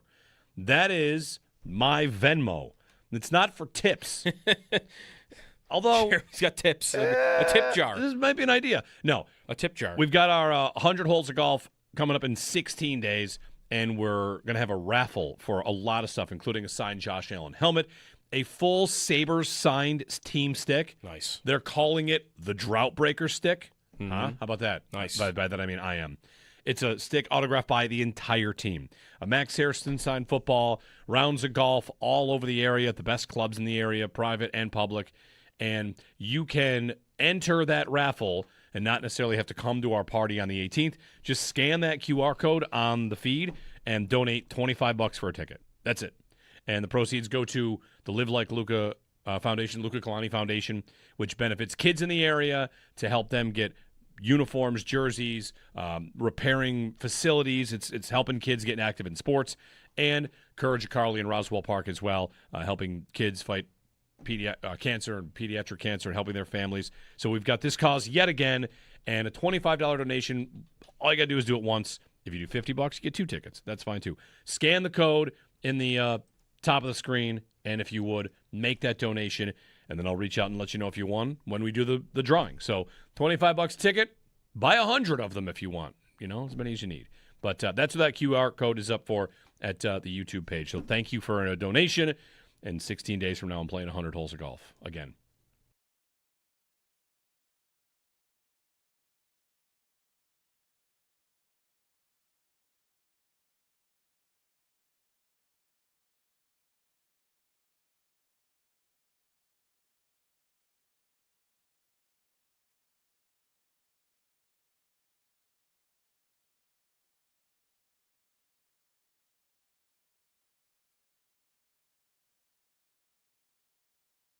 We have a series in the NBA Final. The Spurs bested the Knicks 115-111 at Madison Square Garden last night. They stay in New York. They're back in action tomorrow night with an 8:30 tip. The Stanley Cup Final resumes tonight in Vegas. The Golden Knights lead the series over Carolina 2-1. Puck drop set for 8 o'clock. That'll be right here on WGR with pregame starting at 7:30. The Bills, they begin mandatory minicamp today. We'll hear from Bills head coach Joe Brady and other players throughout the week. Minicamp runs today through Thursday. You'll be able to follow along with Sal Capaccio for the latest at WGR550.com. Looking around the NFL, Giants running back Cam Scadaboo, dealing with an ankle injury, was seen participating in drills at Monday's minicamp. The Athletics' Mike Jones writes Patrick Mahomes, who's been dealing with the knee injury, has reportedly looked sharp while going through 7-on-7 drills this offseason. And NFL Network's Ian Rappaport reports Jacoby Brissett is officially reported to Cardinals minicamp. In baseball, yesterday, the Blue Jays fell to the Phillies 5-2. The Yankees bested the Guardians 7-5, and the Red Sox, they fell to the Rays 3-1. That's your Paddock Chevrolet Sports Headlines. Paddock Chevrolet with you for the extra mile since 1935. I'm Joe Cali for Western New York's Voice of the Fan, WGR.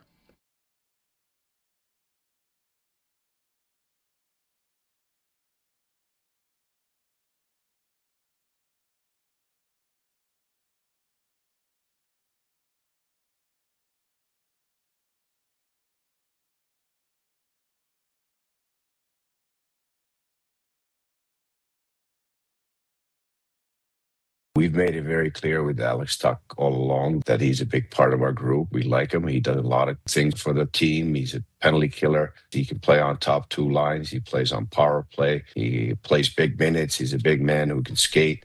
There's a lot of positives about Alex Tuck. At the same time, we always have to look at how can we make the team better. The salary cap's a real thing, and we got Jeff Skinner's buyout costing us $6.45 million next year. We're a little bit squeezed for 1 year, and then it opens up a bit. He's a valued member of our team, and we hope we can come to a solution. Jarmo Kekalainen last week on the Fan 590 kind of lays it out as directly as you could. Jeremy and Joe, good morning, everybody. Beautiful day out there. Happy Tuesday. Welcome to another day in the 80s. Hockey offseason. Game tonight, Vegas and Carolina. We don't know Carolina's goalie? No. I don't think. Not yet. All right. The way they win cups is by switching out to a different goalie, so let's hope they keep the same guy in. Mm-hmm. Yeah, it's too soon. 20 years too soon. On Tuck, yesterday we had a Twitter poll up, which is scarier? And the options were losing Tuck or term and money for Tuck. Mm-hmm. Like, what's the scarier thing for you, Sabres fans? And got all the votes in, and the answer came in overwhelming that too much term and money for Tuck was the scarier thing, which it ends up finishing 80-20, like a 4-1 swing. That losing money, the too much term and money for Tuck is the scarier thing than losing Tuck. And I did not vote for that. I vote losing Tuck. I feel like, let me ask it a different way. Which Sabres team do you feel like you should be worried about? This year's team or the Sabres in 5 years? Why am I so worried about 5 years? The idea that Alex Tuch's contract is going to be a major problem. I feel like we have to decide if we want them to sign free agents. Ever. Right. This is what free agency is. You could say, and by the way, like if they move on from Tuch, I like many of you will immediately look to like, okay, who fills that $10 million hole? What kind of trades is Jarmo seeking? Maybe that's why he's not signed, is because Jarmo's already doing that. Mm-hmm.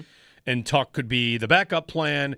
Fine, we'll sign this player and feel good about it because he says a lot of nice things about Tuch. But, Joe, we're at a point where I don't know how I could possibly, in good faith, say, listen, I'd really like the contract if it's 4 years. Like, yeah, right. Right. This game is not design your favorite contract. It's he's going to go and the league is competitive. The contracts get driven up specifically because teams are competing for these free assets. You don't have to give anything up. The player just says, yes, I'll play for you for money. Mm-hmm. And Tuch is the best one on the market.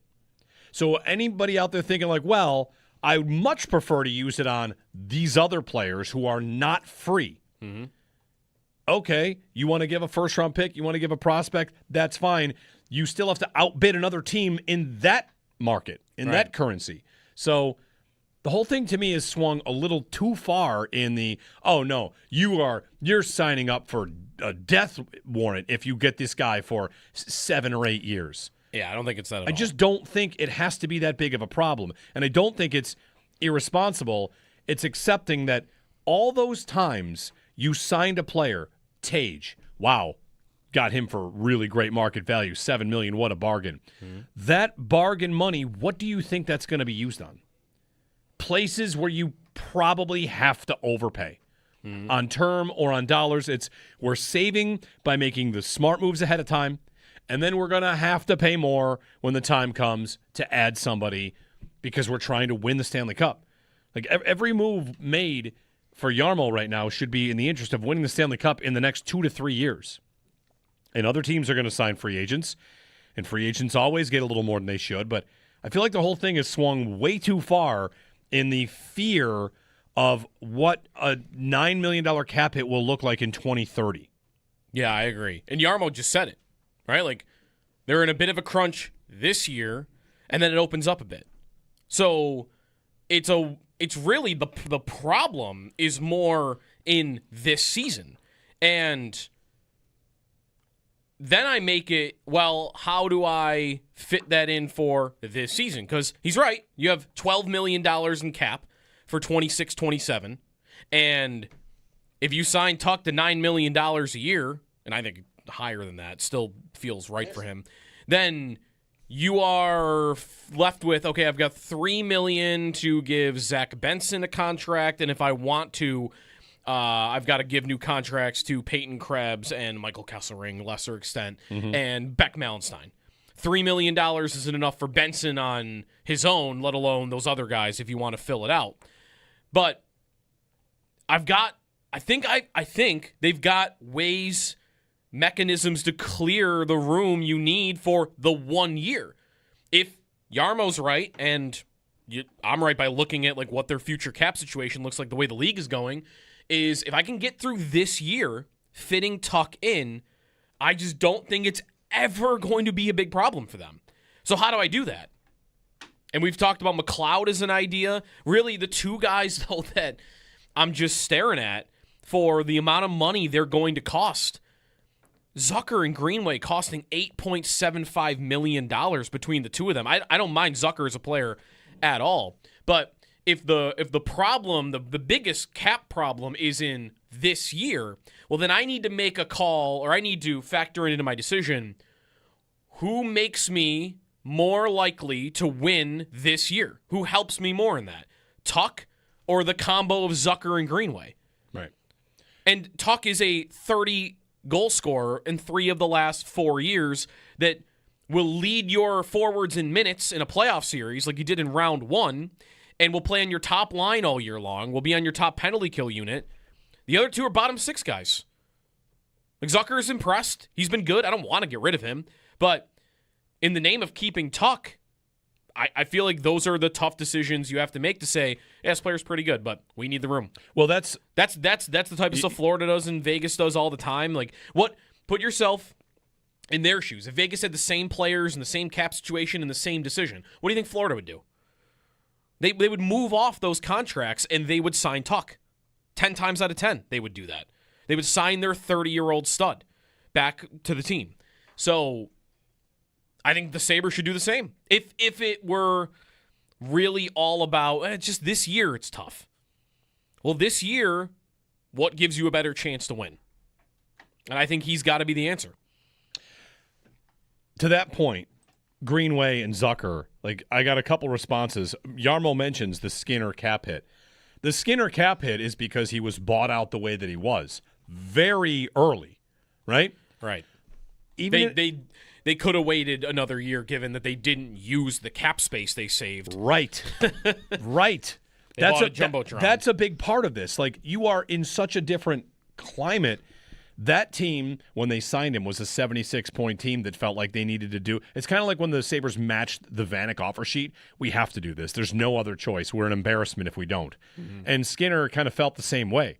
You wonder if they did it because they were worried if they were going to start to lose Eichel already. Like, hey, we got a 40-goal scorer, so let him walk. Yep. I don't know if those two are connected, but like, thinking about them going forward, does the Skinner cap hit, this 1 year, $6 million cap hit, dead cap hit, does it really prevent them from doing anything of substance? Like you said, it might force them to push down depth a little bit. Like, oh, we can't sign Beck Malenstein, or we can't sign Krebs and Malenstein, or you just move off of Zucker and Greenway. Like, the Skinner cap hit makes things tighter and makes maybe some decisions a little more shrewd, but it does not prevent them from doing something major that they want to do. This is not like the Bills want to trade for Myles Garrett and they can't fit him in. That's a cap that's like more malleable. Yep. But they've got a full offseason here to create the room they need to sign Tuck and sign Benson, and Byram wouldn't even kick in till next year. Right. And really, it's Tuck and Benson. So if you're out there thinking that Alex Tuck's contract, if they sign him, is going to keep them from signing Benson, like, no, it's not. You should have no concern about that. Will not do that. If they sign Tuck to $10 million and the next day Benson got offer sheeted for 10, you know what they would do? Clear out space on the bottom of the roster and make sure they can keep Benson. Yep. Like, I don't think anybody's going to actually offer sheet Benson for 10, but I think that there's like this fear of the Skinner scenario, and the Skinner scenario is so specifically unique. It's almost like, do you remember the Ehrhoff buyout? Yeah. The Ehrhoff buyout also did not have to happen, but it did because the way they signed him back then, there was a fear if he retired in a very specific way, they'd get hit with a $10 million cap hit. There was like 1 year, if he retired in it was like 2018. Yeah. If he retired in the summer of 2018, they would have been hit with like a massive $10 million or something. And that's Skinner. There also were compliance buyouts then when you could get the buyout for zeros, right? They never took a cap hit on Ehrhoff after they bought him out. And having that probably made the decision easier. Like, maybe they wouldn't have done that. They didn't have that option when they bought out Skinner. Like, really, honestly, what the Skinner buyout might do is cost you Tuck. If they had $6.4 million, or they had waited a year because Skinner was coming off a 24-goal season and they weren't going to use the cap space anyway, if they had waited a year, would you have been able to sign Tuck? Maybe that's the thing it's going to end up costing you, is him. Because it's not going to cost you Benson. There's no chance that it's going to cost you him. So it's either going to cost you the guy at the top of the lineup, or it's going to cost you guys we like, but that play depth roles down low. And I would want my team to be prioritizing the guys at the top of the lineup. That doesn't mean money is no object. Sign Tuck to $11.5 million a year. If there is a Seattle out there and he's saying, like, I'm not taking any discount, I want what they're offering. I don't think that's happening anyway, but I wouldn't go that far. And he's also not my favorite idea of the summer. Like, if you could get one of these other big names that are out there, Yarmo, the way he keeps putting it is, we're not going to sign Tuck to a deal that prevents us from getting better. getting better, not running it back, getting better. So if he blocks you from trading from Nico Hischier, you don't sign him. But if you get to July 1st and those moves haven't happened, what makes you better other than signing Tuck? I don't think there's another idea out there. Essentially, put yourself in a different universe where Tuck, still from, the area and grew up a Sabres fan, but he wasn't in Buffalo the last 5 years. He was in Carolina or he was in Nashville and he scored 30 goals 3 times and he's coming off this season. And he's out there in the media saying, I'd like to go home. I'd like to play for Buffalo. How'd you feel about it? Yeah. Wouldn't way more people be into the idea of signing him? Everything else still the same. 30 years old, the risk of down the road, and how much does he have left in the tank? If a 30-year-old number 1 free agent in the league from another team was saying, yeah, I'm from there and I would like to play there, what would everybody's attitude be? More people, at least. What would more people's attitude be? Like, I want that guy. Big move, big splash of the summer. We're the story of the league. I almost feel like it is hurting him that, one, he was here, and maybe that the last taste in everybody's mouth was the 0-point series against Montreal. How different does it all sound? I'm trying to not let that series affect what I think about what they should do with him at all.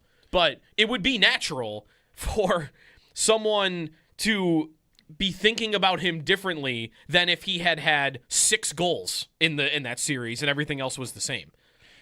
He's not Steven Stamkos, of course. No. But Stamkos signed in Nashville at what age? And what is he now? Stamkos is 30. He was like 34 when he signed, I think. He's 36. Yeah. He scored 42 goals. Like, guys can age. I feel like the odds aren't great, but it's not impossible. No, by any definitely means. not. No. Can he score 20? Can Tuck score 20 goals at age 34? Probably. And if he can't, all right. I mean, Poso did that, didn't he? Right. The idea of a 7 or 8 year contract, regretting years 7 and 8, that's my whole idea. Like, that's the plan. Poso scored 20 goals at 34 years old, and that contract was that the reason they couldn't win? No, right. I mean, it wasn't a good contract. Poso was kind of like reborn in the final year of his 7-year contract. It went away for a while in the middle. Right. Actually, you know what? That 20-goal season might have been it. And then did they bring him back after that? They might have brought him back in like another 1 year deal. Yeah, for like $3 million. Yeah. Yeah, let's see. 1, 2, 3, 4, 5, 6. It was the 6th year. Okay. The 6th year of his 7-year contract, he scored 21 goals and 45 points. Right. Would you take that for Tuck? It's just kind of what you're signing up for. With better years before that. Just to simply say, I'd rather get this contract. It's like, yeah, so would Yarmo. So would literally every GM in the league. Yep. But you're going to a little bit of the desperation store, understanding that you pay markup prices at the desperation store and markdown prices on your draft picks. So when you sign Helenius and Ostlund and Benson as RFAs and get them 8-year deals, when you sign those and think, wow, what a bargain. That guy's like a $10 million player. I signed him for 8. What are you using the savings on? You can only have so many players. I feel like you should plan on using the savings on free agents. And I'm not even really here as like the biggest they must do it. I just do not think there is a trap here if they do it. I think it's totally reasonable to pay him the money and try to say, like, we're trying to win right now. And if it's gonna bite me in the butt in 2033, then so be it. And I don't want to be sitting here on July 1st after they've signed Benson and Byram and they have $2 million, $3 million in space and sitting here saying, well, they can't sign Tuck today because I've got to keep Zucker and Greenway. 803-0550, our number, 1-888-552-550. Jeremy and Joe, a beautiful, beautiful June day. Highs in the 80s today. Enjoy it. Take your phone calls. High of 85. 86. Now up to 86. Stay cool.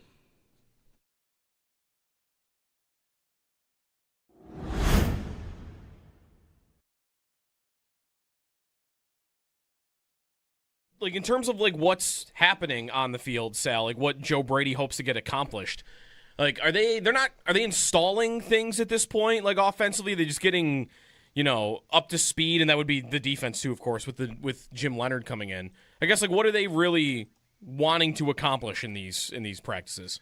Yeah, I think it's probably more installed on the defensive side, right, Joe? Because offense has already had their same system and same quarterback, same guy running the show. I mean, mostly the same players. You have a couple new guys, obviously DJ Moore, Skylar Bell, right? Maybe an offensive lineman or two.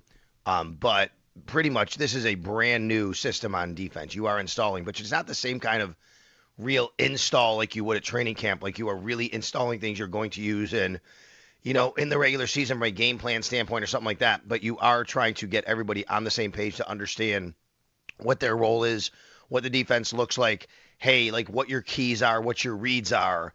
You're definitely doing that on defense, but you have a long way to go here. They have 91 guys on the roster. They got to get down to 53. Those guys, you're going to be cutting, 40 guys basically between now and the end of August. So when you say install, yes, there's a component of installation of everything because you have to do that. It's not like you're running out there July 29th and saying, hey, by the way, this is our defense.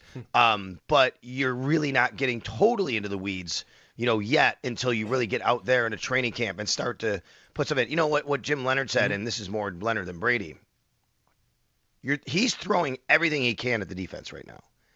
See what they can do well, and then when you get to training camp, you can start paring it down to put guys in the right spots and figure out like how you want to kind of cultivate that for the regular season.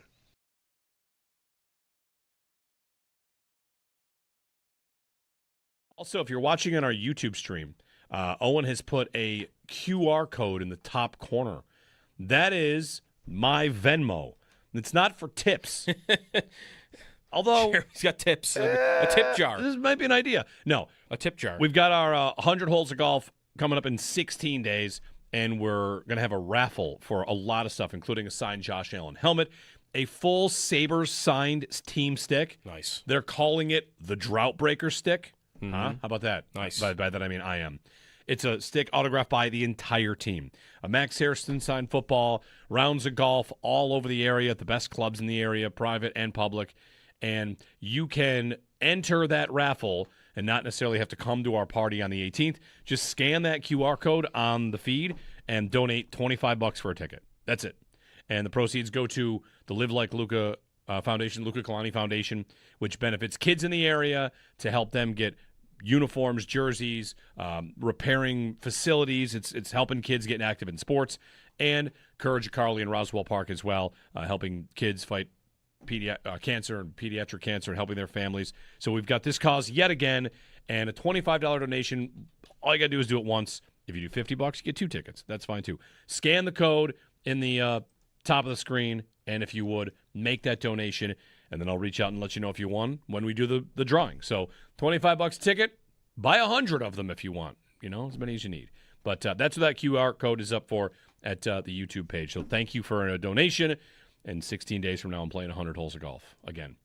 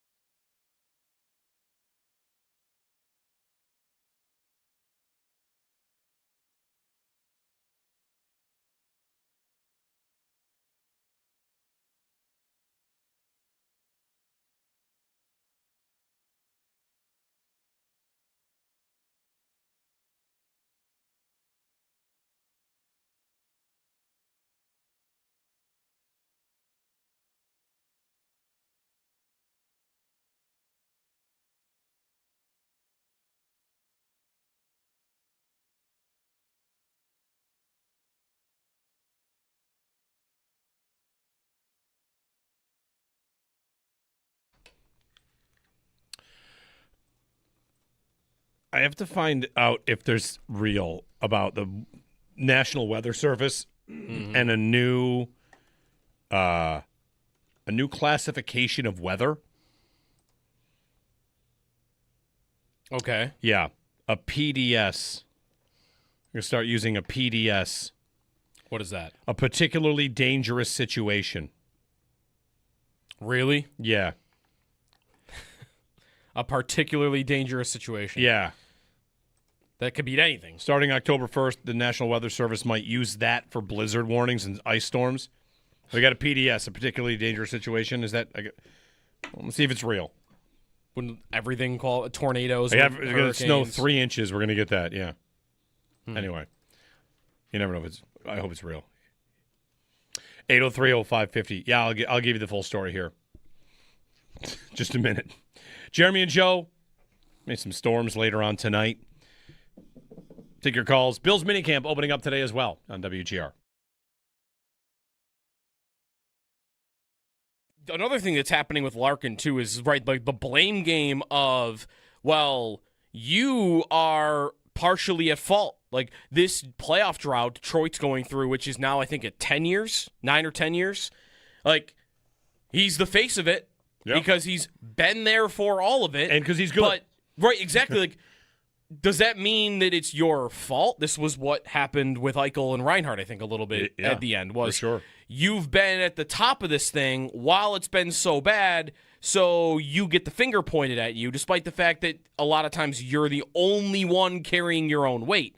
And, like, Larkin has a 4-year, 30-goal streak going. He came back. He was injured in the spring of this year, came back. He had 4 goals, 5 assists in his last, 5 games of the season, and they still didn't make it. Like, is that his fault? He scored a hat trick in, I think, a game they were still alive in April to win and stay alive. Like, is his fault that they missed? Like, I just think blaming the star player is so easy to do. Like, if they're putting myself in his shoes, I guess it wouldn't even be as much about the Florida and Vegas weather part of it or the taxes part of it. Like, at that point, I would imagine a guy's motivation at 30 years old, having not made the playoffs since they were a teenager and winning 1 playoff game in their entire career. I want to go get a cup. That's it. Or at least compete. Yeah, I want to be in that mix. And if I want to be in that mix, where am I most sure that that's going to happen? Florida and Vegas. I know Florida just missed the playoffs, but objectively, if I were a player in the league, who beats those two for just where do I win a cup? They've been the most consistently great over the last 5 years. Yeah.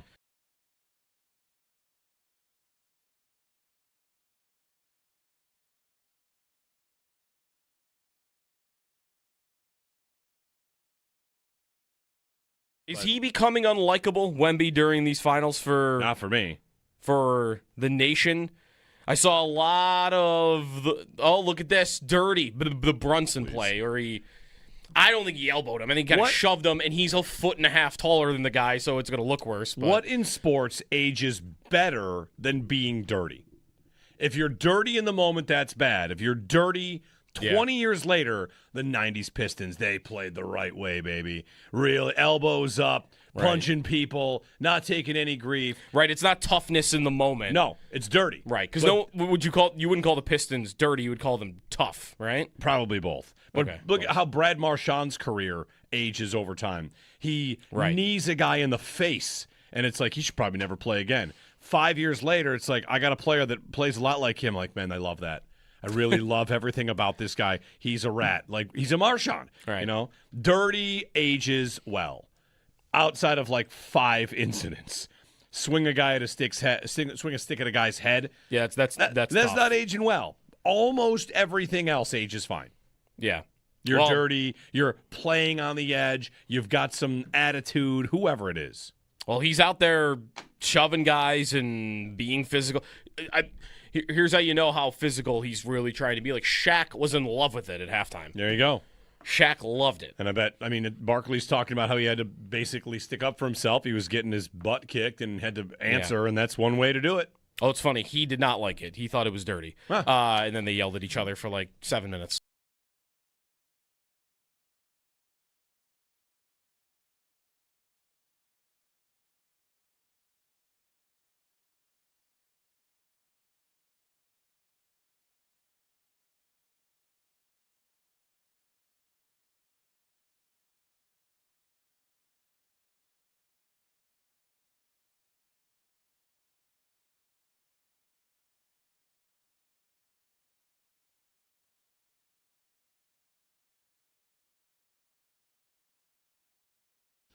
No sweep in store for the NBA Finals. The Spurs bested the Knicks 115-111 at Madison Square Garden last night. They stay in New York. They're back in action tomorrow night with an 8:30 tip.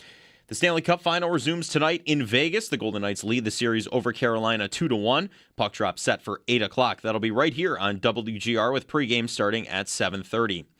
The Bills, they begin mandatory minicamp today. We'll hear from Bills head coach Joe Brady and other players throughout the week. Minicamp runs today through Thursday. You'll be able to follow along with Sal Capaccio for the latest at WGR550.com. Looking around the NFL, Giants running back Cam Scadaboo, dealing with the ankle injury, was seen participating in drills at Monday's minicamp for the Giants. The Athletics' Mike Jones writes Patrick Mahomes, dealing with the knee injury, has reportedly looked sharp while going through 7-on-7 drills this offseason. NFL Network's Ian Rappaport reports Jacoby Brissett has officially reported to Cardinals minicamp as well. In baseball, yesterday, the Blue Jays fell to the Phillies 5-2. The Yankees, they bested the Guardians 7-5, and the Red Sox, they fell to the Rays 3-1. That's your Paddock Chevrolet Sports Update. Paddock Chevrolet with you for the extra mile since 1935. I'm Joe Cali for Western New York's Voice of the Fan, WGR.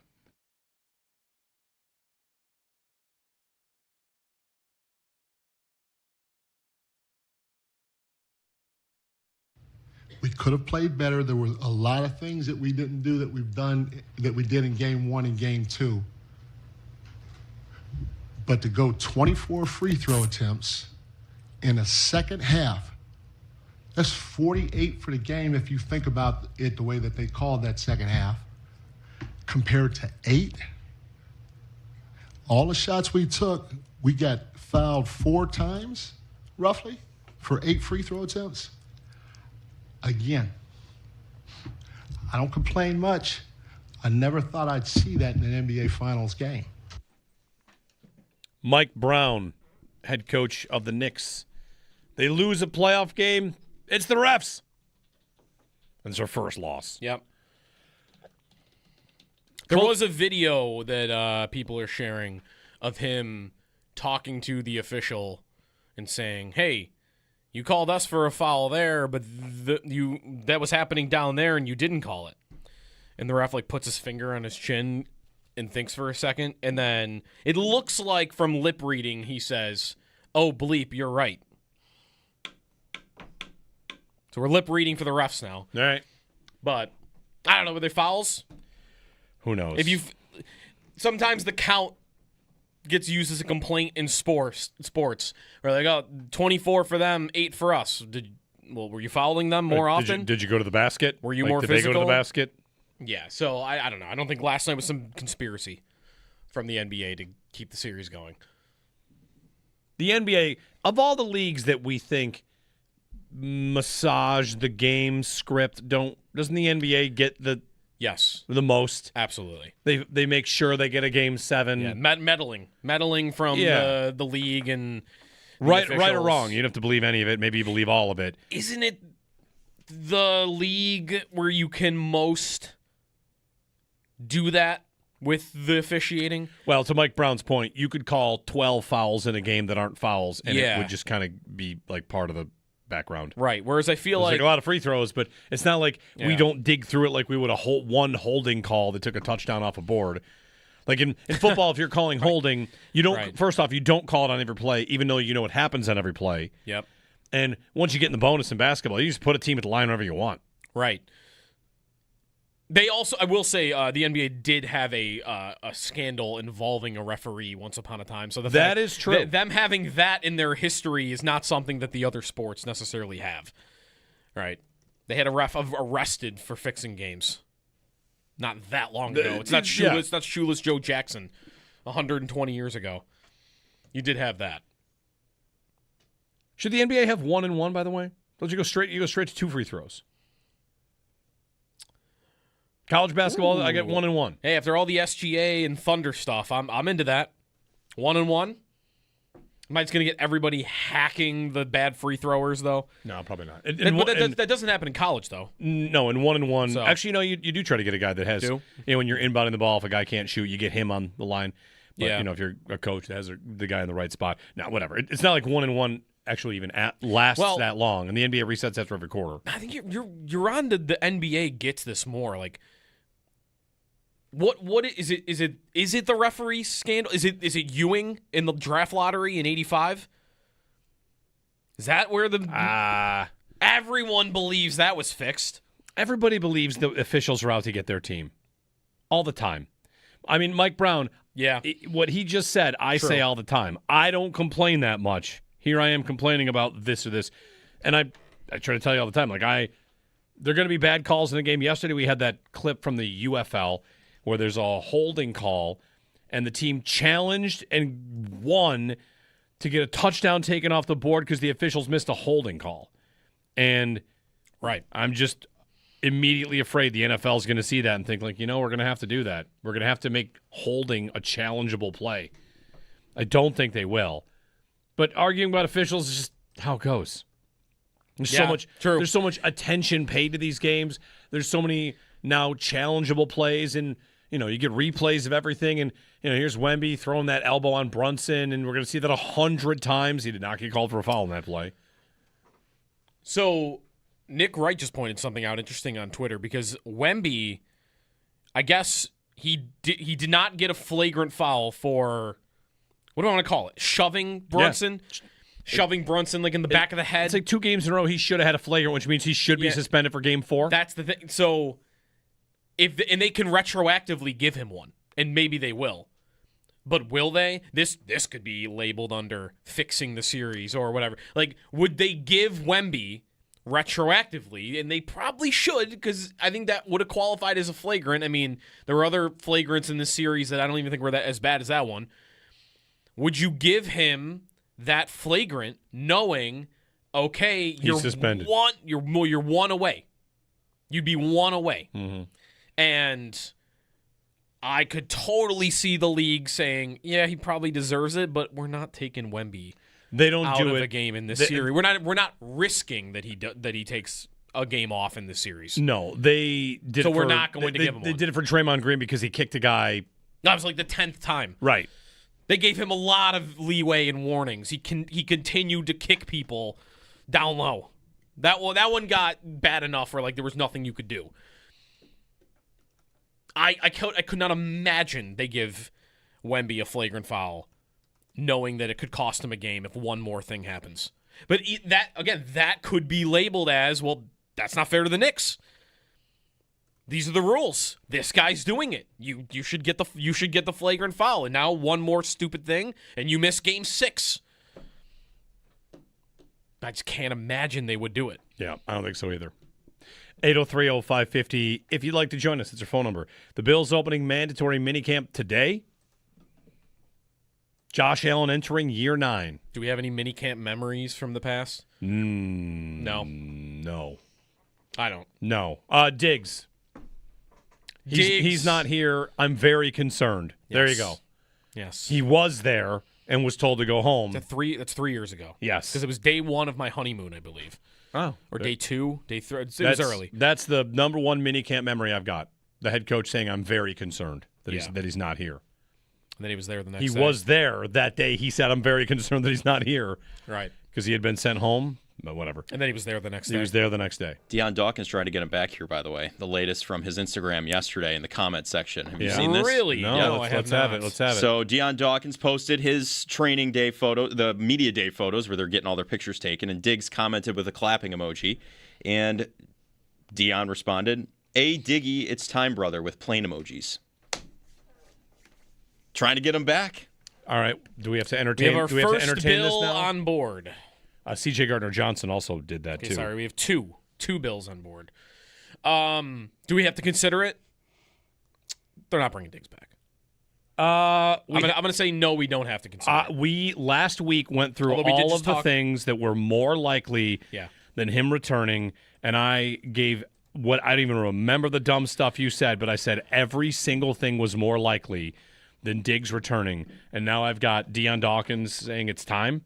It's time. A U.S. World Cup victory was one of the things that you said was more likely. I mean, there were some crazy things because I wanted to just completely. It is not a thing we should be taking seriously. Now I've got Deion Dawkins saying it's time. To me, that rates. That rates more than C.J. Gardner-Johnson, who just showed up here and then deleted the tweet.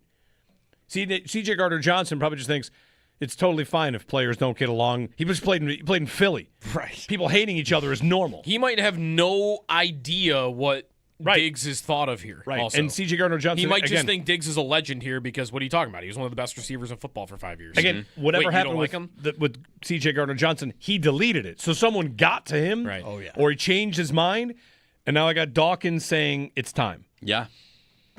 Can you dig it? We're Does going to have to figure that out. Dawkins? No, it's not nothing. It's not nothing. It's not Josh doing it, but it's also not like it's not Tyrell Shavers. If Josh did it, he'd be on the team. Yeah. Josh would say the word and he'd be on the team. That's true. He'd be here tomorrow. That's true. Yesterday. Is Deion in Josh's ear like, hey, what do you Maybe. I don't know. People always wondered if, the issue was with McDermott's style. I don't know. He faded out of Joe Brady's offense. I can't even imagine it. I still want to say, of course not. None of this is different. Dawkins doesn't really. I don't feel like I learn anything from Dawkins doing that. Every Bill on the team after he left. Do you see the way?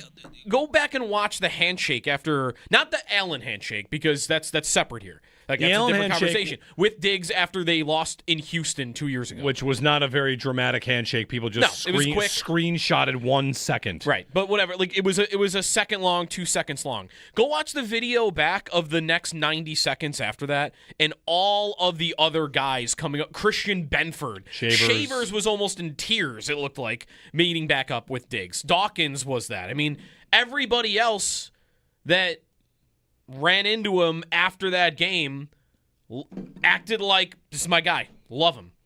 So Dawkins doing that, like, I don't really feel like I would imagine anybody except maybe a select few that were in that locker room with him when he was here like him, because I see a lot of evidence that they did. Yeah. Well, how many times did he say last year Allen was his guy? All of that. Like multiple press conferences. Well, that's where like those two would be different for this, because I think you're right. If Allen wanted him back, then he would be back. It doesn't. Dawkins and Shavers and anybody else that was still around. I don't want to keep using Shavers, but any guy that was here would be like, yeah, I'm in. Right. But none of that matters. It doesn't matter if 40 guys, 50 guys were like, I'd want him back. But if the GM and the coach and the quarterback are not on that list, then none of it matters. Right. And isn't Dawkins as close to a pot stirrer as the Bills have had other than C.J. Gardner-Johnson? Like, he's kind of... But here's the thing. He did ask for a trade to the Dolphins on Instagram earlier this summer. Here's the thing about Dawkins. Dawkins, like, his core origin story is he exists to protect Josh. Yeah. He knows, and he says, all my existence in this league is to protect 17. And you would think that relationship is good, and you would think the guy that is charged with that's your job, he's now out here commenting on Diggs. Yeah, good point. I find it so difficult to believe, but I will. All right, fine. Here's one more thing. He's not on the team, and we did earlier today talk about how the Bills wide receiver 3. I mean, Sal said he might not. You could see a scenario where he's not on the team. He did. Sal, basically, we over the course of 7 minutes got to Josh Palmer might not make the team if things didn't go well. If he stays injured and they could save some money. All right, Diggs is just not that role though anymore. No, I know. That's right. What I was going to get to. So on field, the conversation that Josh had with Tyler Dunn. The big money quote is, he says, I'm going to play this game as long as I can play it the way I want to, right? That's the quote from Allen. And inside of that, there's a lot of interpretation like, well, how does he want to? And Does the way that Josh wants to play the game change over time, right?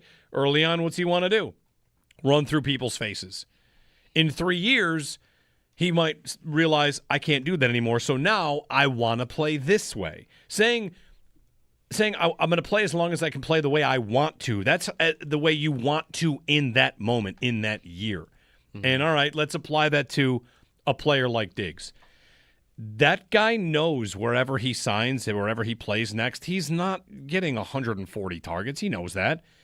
He was in...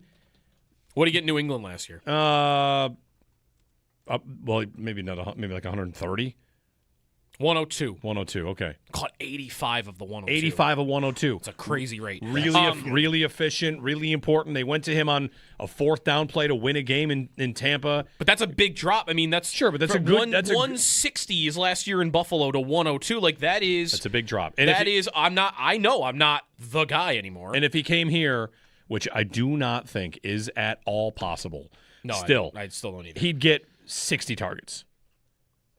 Ooh, lower 60 targets? No, I was gonna say higher than that. No, he's got a. I mean, he's showing up to the 60. Everybody eats. I mean, who gets 60 targets? 60 targets is James Cook. He's getting more than the running. He's back. behind Moore. He's behind Shakir. He's behind Kincaid. If he's on this team, because whoever that is, Palmer, Coleman, Bell. Right. I'm thinking. I'm still doing the thing where, like, what would he be in the right spot? I think he's more than a 60-target guy. Here, right, because of the overlap and because he would not be over top of those guys. Then I probably would agree. Like, that number is not crazy. I mean, last year, Coleman got to 59 targets, and he didn't even play 4 of the games because of we know why. Dawson Knox had 49. Yeah.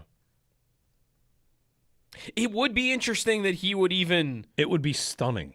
He would be into the idea of coming here. I need to be the number one. I need to have 160 targets still. But if you still want to be a guy out there that's, you probably want the ball thrown your way. He's still worthy of being thrown the ball 80 to 100 times a year. Depending on the offense. But that's what I mean. There would be a lot more offenses in the league. He would fit a lot better into, I think, personnel-wise. A lot of linking him to the Rams. Yeah, find a team that doesn't have a good slot receiver. Don't come here where all they have is slot receivers. They have a lot. They have a good number there. 803-0550. All right. Deion Dawkins, an Instagram comment. Yeah. It's not nothing to me. He's been good this offseason at firing things up. Though. Everything until now on this has been it's nothing to me, and this one is it's not nothing. Ron and Alden. Hey, Ron. Hey, good morning, guys. Here's my question, kind of a two-parter, but so we know Joe Brady's offense a little bit the last couple of years being here, but we had obviously Sean McDermott, I believe, would make the final calls of what type of plays. What kind of offense can we really expect? Do we even know? Like how much different it can be. I just don't believe it's going to be exactly what we've seen because I think Joe Brady's going to do more of what he wanted to do that maybe McDermott didn't let him do. And secondly, is we seem to be always high-scoring offense. The last couple of years, we're always, top 5, right? It seems like we're so worried about how our offense is going to do, but we always score the points. And it seems in the end, our defense ends up letting us down. It seems that way. And I'm just wondering what we should expect. And just on your opinion. Thanks, guys. I expect the same offense. I expect similar with I can't imagine they don't throw the ball at least a little bit more because DJ Moore's in the offense. Yeah, I expect the same offense. I don't really know how much I want to expect a different looking offense based on what McDermott wanted. Maybe like run pass might be really it. Yep. Maybe the occasional trick play, trickeration. Like Joe Brady. Well, they did the hook and ladder. Right. A lot. The hook and ladder worked well enough to stay in the game plan. The throwback to Josh Allen in Baltimore was gone forever. A disaster. A couple times the handoffs to sweeping receivers that got blown up, those were labeled as cute. Now, if you're the head coach of the football team and you want to call that play, guess what you say at the podium after it blows up? Yeah, it's a bad call. But you don't – this is one of the spots where, like, McDermott would get after Brady a little bit. You don't insult it by saying it's cute. Maybe Brady would say, like, yeah, I got a little cute there. When you say something you did yourself is getting cute, fine. When somebody else says it about you, that's a little different. So, like, of all the things that could be different about this offense, Brady being the buck stops here, no one's going to kind of blindside him on not liking a call, right? I mean, if he calls a trick play or a gadget play and they get the look they want and it doesn't work, instead of saying, I think we got cute, he could say, got the look, didn't execute it. He could say that if he wanted to. Then that's put on your players instead of you. That's part of what we're going to learn about Joe Brady is how he, handles these things when they go wrong or when they go right. But the hook and ladder is like, was it their best passing play last year? It was good. Even though they lost every game where they executed it, right? Including the Denver playoff game. Yeah. It worked in the Denver playoff game. And the Houston game, right? And the Houston game. 4th and 25 or something. Yeah. Is there one other one? I think there's another one somewhere. But like to the bigger question, Ron, like we're going to endlessly be in this cycle. Of course the offense has been ranked wherever it's ranked in the regular season. That doesn't matter. It doesn't matter. We are in a post-rankings world. Your rankings in the regular season don't mean anything. What did you do in the final game? You could be ranked number 1 on defense, so they give up 37 points. People are going to be mad. You can be ranked 24th on defense. You give up 10 points. Job well done. It's post-rankings. This offense has been ranked in the top 5. That's because their quarterback is a unicorn. And then they get to a spot where the unicorn needs someone to catch a ball, and they don't catch it. Mm-hmm. Win a game. Make a throw, win a game, make a block. You don't get to hang banners for your ranking. Like, you got to get the job done, ultimately. So, I know, during the season, I'm sure they'll have a game where they score 17, and we'll argue about what their ranking is. And we'll say, how come the offense isn't looking good? Like, that'll happen. They'll have bad days, but how does their season end? They also ran hook and ladder against the Eagles on a 4th and 10, and then they lost that game too. The thing that I think might be different that isn't... All right, you want to take over under 3.5 hook and ladders this year? Over. Under? Over. Over? They run it every game. It was on film. They didn't stop it the second or the third time. It would be nice if instead of like on 4th and 12s, they just busted it out on 1st and 10 on the first play. First play of the season. Hook and ladder, 80 yards. Let's go. Nope, nobody's expecting None of the 3 times it really looked all that hard to execute. No. The thing that I think could be different that would not even be, the head coach isn't there. And the chain's off. Brady can now do whatever he wants. I've felt the whole time that the biggest difference this team could have is not in coaching. It would be on the personnel side. Who is on the roster? That was the biggest problem last year. And on offense, what was the hardest thing for them to do? Push the ball down the field. Guys getting open, past the line of scrimmage. And I think Brady's offense could look different, and it would look like it would be called different, and it could just be because they have a better receiving group. Yeah, because they connect downfield. That's it. DJ Moore and... If Palmer could stay healthy, but more specifically, and Kincaid, hopefully, if those guys can get open against coverage more often than before, and because of that, okay, Joe Brady feels like now I can start to open it up a little bit, that might get viewed as, oh, he's just doing this because McDermott's not in charge of him anymore, and it might just be because, no, he's doing it because his receivers are better. And he wasn't able to run those types of plays as often when he had Shavers and Coleman and whoever always out there running down the field. And if DJ Moore can be what they're hoping he can become, that'll be your change in the offense. 803-0550. We also have to see what he does on 4th downs and clock management and challenges. Yeah, there's a lot. Like, how does he build that system, game day management, that kind of stuff? Would love to know what he would have done at the end of the Jaguars game. Kneel it or tush push? Mm-hmm. I forgot about that one. That was a fun one. Got to kneel it. That was a fun argument. Fun debate. Got to kneel it. Jeremy and Joe. It worked anyway. 803-0550. More your calls on this if you want. It's a mandatory minicamp firing up today, which means, of course, like we're getting into a little bit of what this team might be this year. Good times. Join us on the phones at 803-0550 on WGR.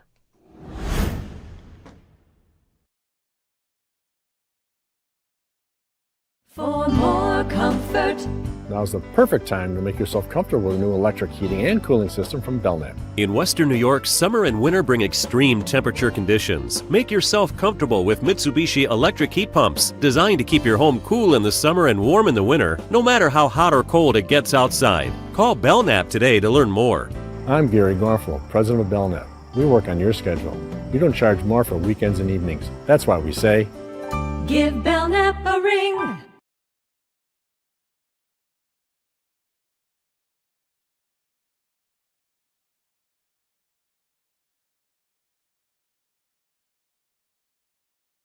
Jeremy White here for Z-Bart. Look for the night your vehicle's best. Also, if you're watching on our YouTube stream, Owen has put a QR code in the top corner. That is my Venmo. It's not for tips. Although Jeremy's got tips. A tip jar. This might be an idea. No. A tip jar. We've got our 100 holes of golf coming up in 16 days. And we're going to have a raffle for a lot of stuff, including a signed Josh Allen helmet, a full Sabres signed team stick. Nice. They're calling it the Drought Breaker stick. Mm-hmm. Huh? How about that? Nice. By that I mean I am. It's a stick autographed by the entire team. A Max Harrison signed football, rounds of golf all over the area at the best clubs in the area, private and public. And you can enter that raffle and not necessarily have to come to our party on the 18th. Just scan that QR code on the feed and donate $25 for a ticket. That's it. And the proceeds go to the Live Like Luca Foundation, Luca Kalani Foundation, which benefits kids in the area to help them get uniforms, jerseys, repairing facilities. It's helping kids get active in sports. And Courage of Carly in Roswell Park as well, helping kids fight cancer and pediatric cancer and helping their families. So we've got this cause yet again, and a $25 donation. All you got to do is do it once. If you do $50, you get 2 tickets. That's fine too. Scan the code in the top of the screen, and if you would, make that donation, and then I'll reach out and let you know if you won when we do the drawing. So $25 a ticket, buy 100 of them if you want. As many as you need. But that's what that QR code is up for at the YouTube page. So thank you for a donation. And 16 days from now, I'm playing 100 holes of golf again.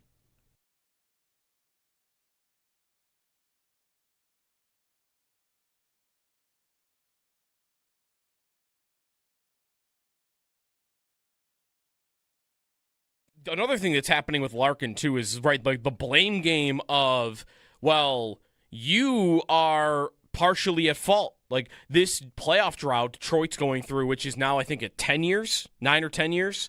Like, he's the face of it because he's been there for all of it. And because he's good. But, right, exactly. Like, does that mean that it's your fault? This was what happened with Eichel and Reinhart, I think, a little bit at the end. Was for sure. You've been at the top of this thing while it's been so bad, so you get the finger pointed at you, despite the fact that a lot of times you're the only one carrying your own weight. And, like, Larkin has a 4-year, 30-goal streak going. He came back. He was injured in the spring of this year, came back. He had 4 goals, 5 assists in his last, 5 games of the season, and they still didn't make it. Like, is that his fault? He scored a hat trick in, I think, a game they were still alive in April to win and stay alive. Like, is his fault that they missed? Like, I just think blaming the star player is so easy to do. Like, if they're putting myself in his shoes, I guess it wouldn't even be as much about the Florida and Vegas weather part of it or the taxes part of it. Like, at that point, I would imagine a guy's motivation at 30 years old, having not made the playoffs since they were a teenager and winning 1 playoff game in their entire career. I want to go get a cup. Mm-hmm. That's it. Or at least compete. Yeah, I want to be in that mix. And if I want to be in that mix, where am I most sure that that's going to happen? Florida and Vegas. I know Florida just missed the playoffs, but objectively, if I were a player in the league, who beats those two for just where do I win a cup? They've been the most consistently great over the last 5 years. Yeah.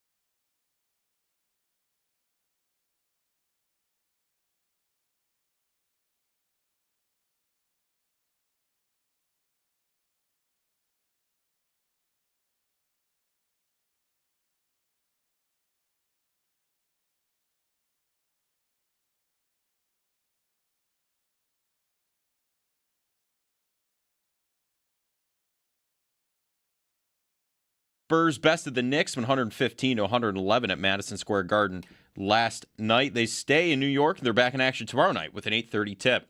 The Stanley Cup Final resumes tonight in Vegas. The Golden Knights lead the series over Carolina 2-1. Puck drop set for 8 o'clock. That'll be right here on WGR, starting at 7:30 with pregame. The Bills, they begin mandatory minicamp today. We'll hear from Bills head coach Joe Brady and other players throughout the week. Minicamp runs today through Thursday. You'll be able to follow along with Sal Capaccio for the latest at WGR550.com.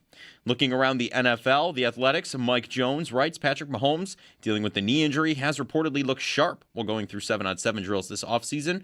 NFL Network's Ian Rappaport reports Jacoby Brissett has officially reported to Cardinals minicamp, and Giants running back Cam Scatterbo, dealing with the ankle injury, was seen participating in drills at Monday's minicamp. In baseball, yesterday the Blue Jays fell to the Phillies 5-2. The Yankees, they bested the Guardians 7-5, and the Red Sox, they fell to the Rays 3-1. Those are your Paddock Chevrolet sports headlines. Paddock Chevrolet with you for the extra mile since 1935. I'm Joe Cali for Western New York's Voice of the Fan, WGR.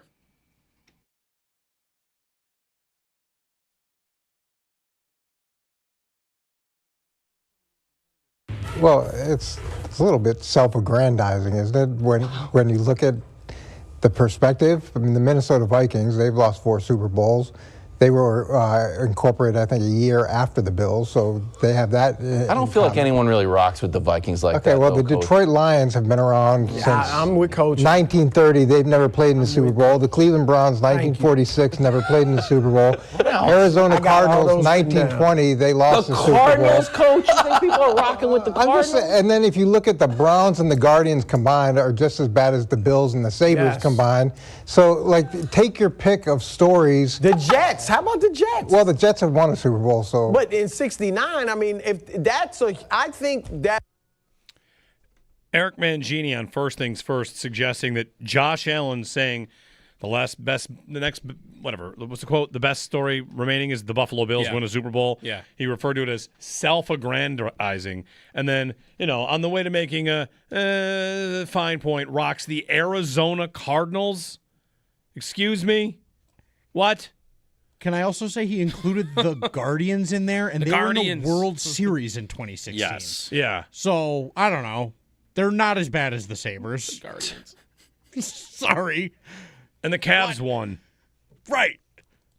Eric Mangini, you can't say that's the best story. The Browns haven't won either. Yeah. Okay. I guess it's a tie. Right. Cool. Arizona being the thrown Arizona into that Cardinals is the one. Yeah. For me. It is kind of a strange. I mean, they have a very poor history. I'm not, disputing that, but it's what are we supposed to do?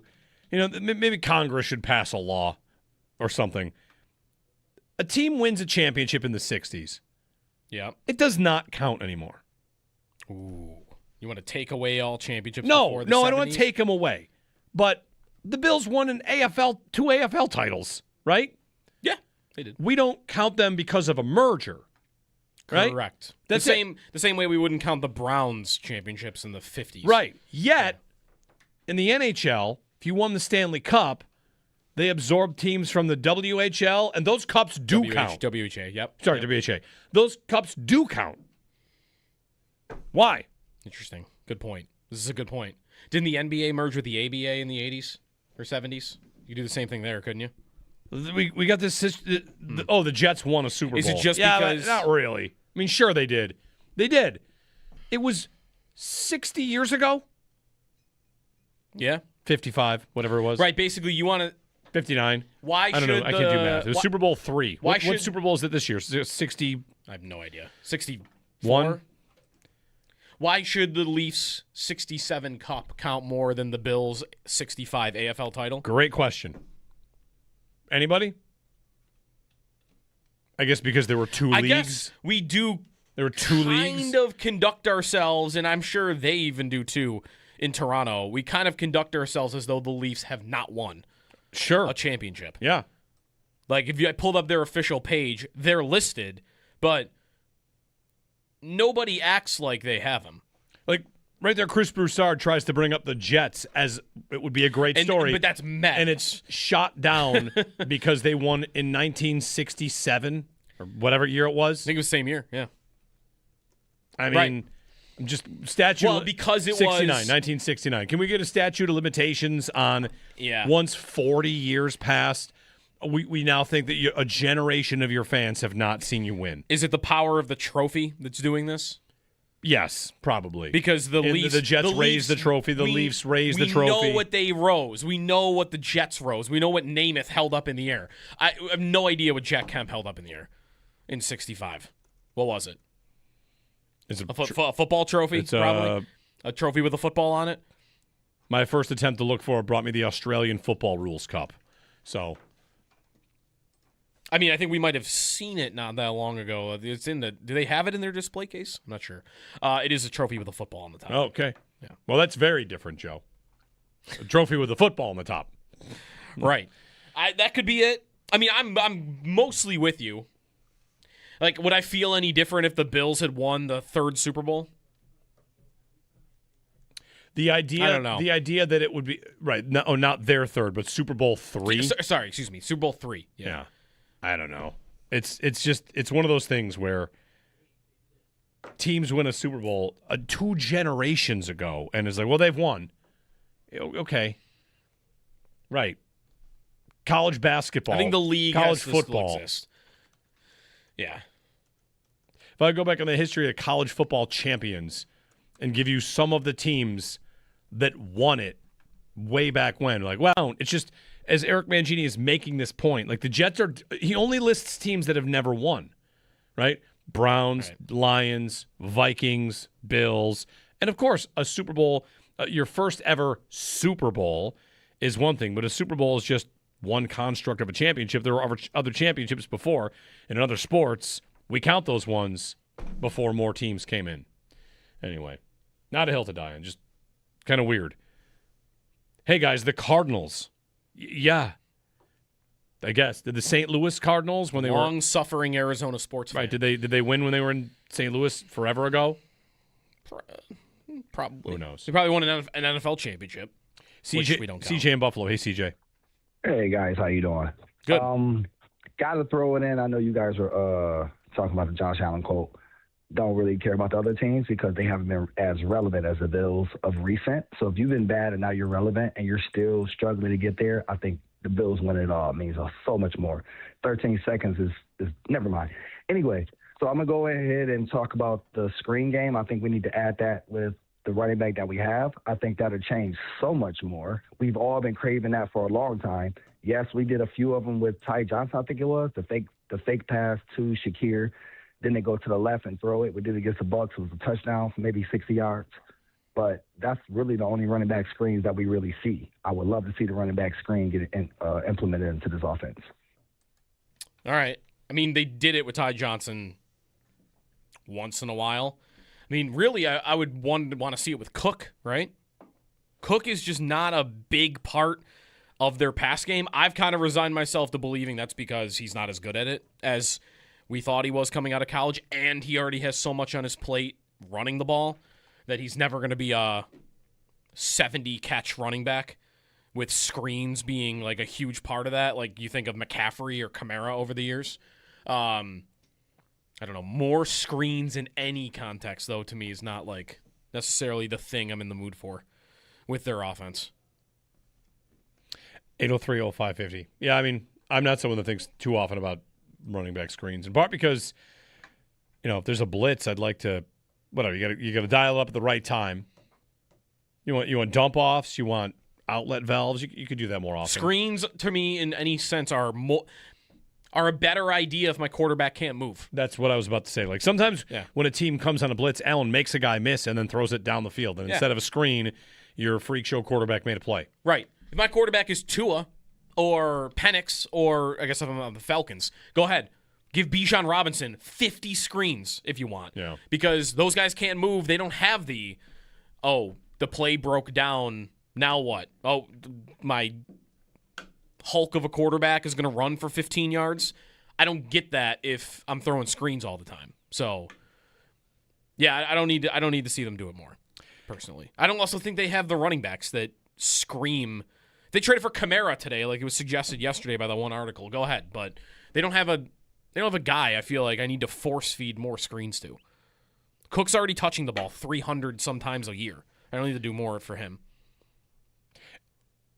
While we're on Old Man Yells at Cloud, I've got another one here, if you want it. An old man yells at cloud? Well, in the NHL quick, we got another name on the market. We do? Yeah. Who? We've mentioned this one before, but Matthew Barzal. Okay, yeah, Islanders. yeah. That they are receiving calls. Teams are calling on Matthew Barzal. This is from fourthperiod.com, and the text is that teams have been calling going back to last offseason, inquiring about availability. Bruce Garriock of the Ottawa Sun reported the Mammoth kicked the tires on him last offseason. Michael Russo of The Athletic.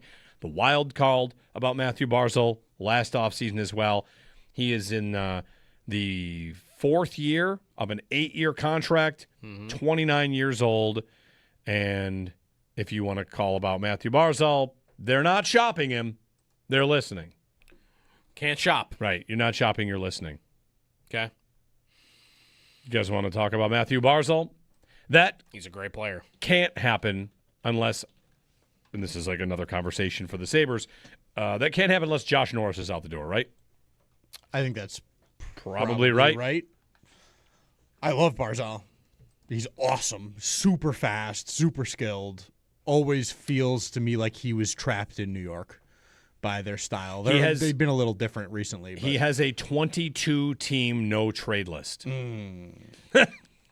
Uh-oh. What do we like our chances here on the number? Not good. He has a 22-team no-trade list. Now, again, like, guys It's possible you could make the top 10. Guys could I don't know about that.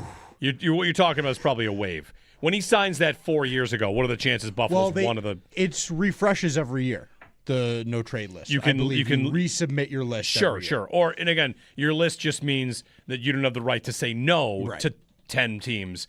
But the other ones, they could ask and say, like, you want to waive for this? Then you can just say yes. Is he from Western Canada? Yeah, he's from Western Canada. That does not help in this. I was going to say, could I find 10 teams that definitely have to be above the Sabres? Yes. Vancouver, probably. Right. Just if I for start Western including Canada. teams that are from Western Canada, that's going to be tough. I mean, I love the player, though. He's basically from Vancouver. Yeah.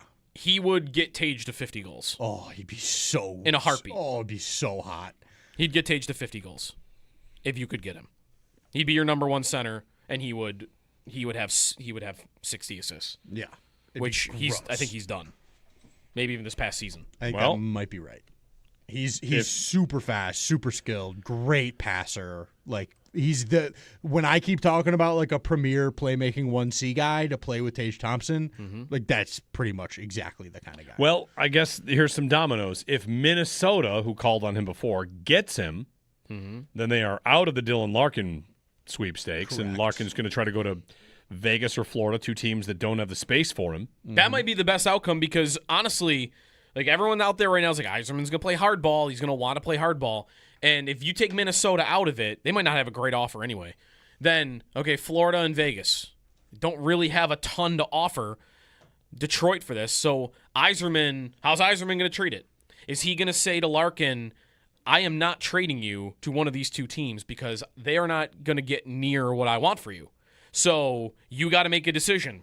It doesn't have to be Buffalo, but if the Sabres came in and had the best offer, it's like, all right, Dylan, you got a decision to make. You can either stay here and be the captain, or you can go there. But you're not going to Vegas or Florida. Like, will Yzerman have the ability, and will he try to play it that way? And that's your best hope. I guess that could be the same with Barzal. Yeah. If you want to be aggressive, and Yarmo calls the Islanders and says, I've got your best offer. Here it is. And then the Islanders go to him and say, you're either here or you can go there. But you're not going to one of your prime destinations because those prime destinations don't have what we want.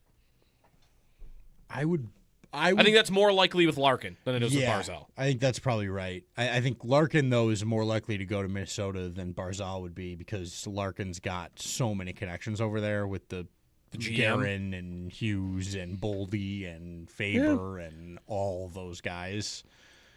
That seems like it fits.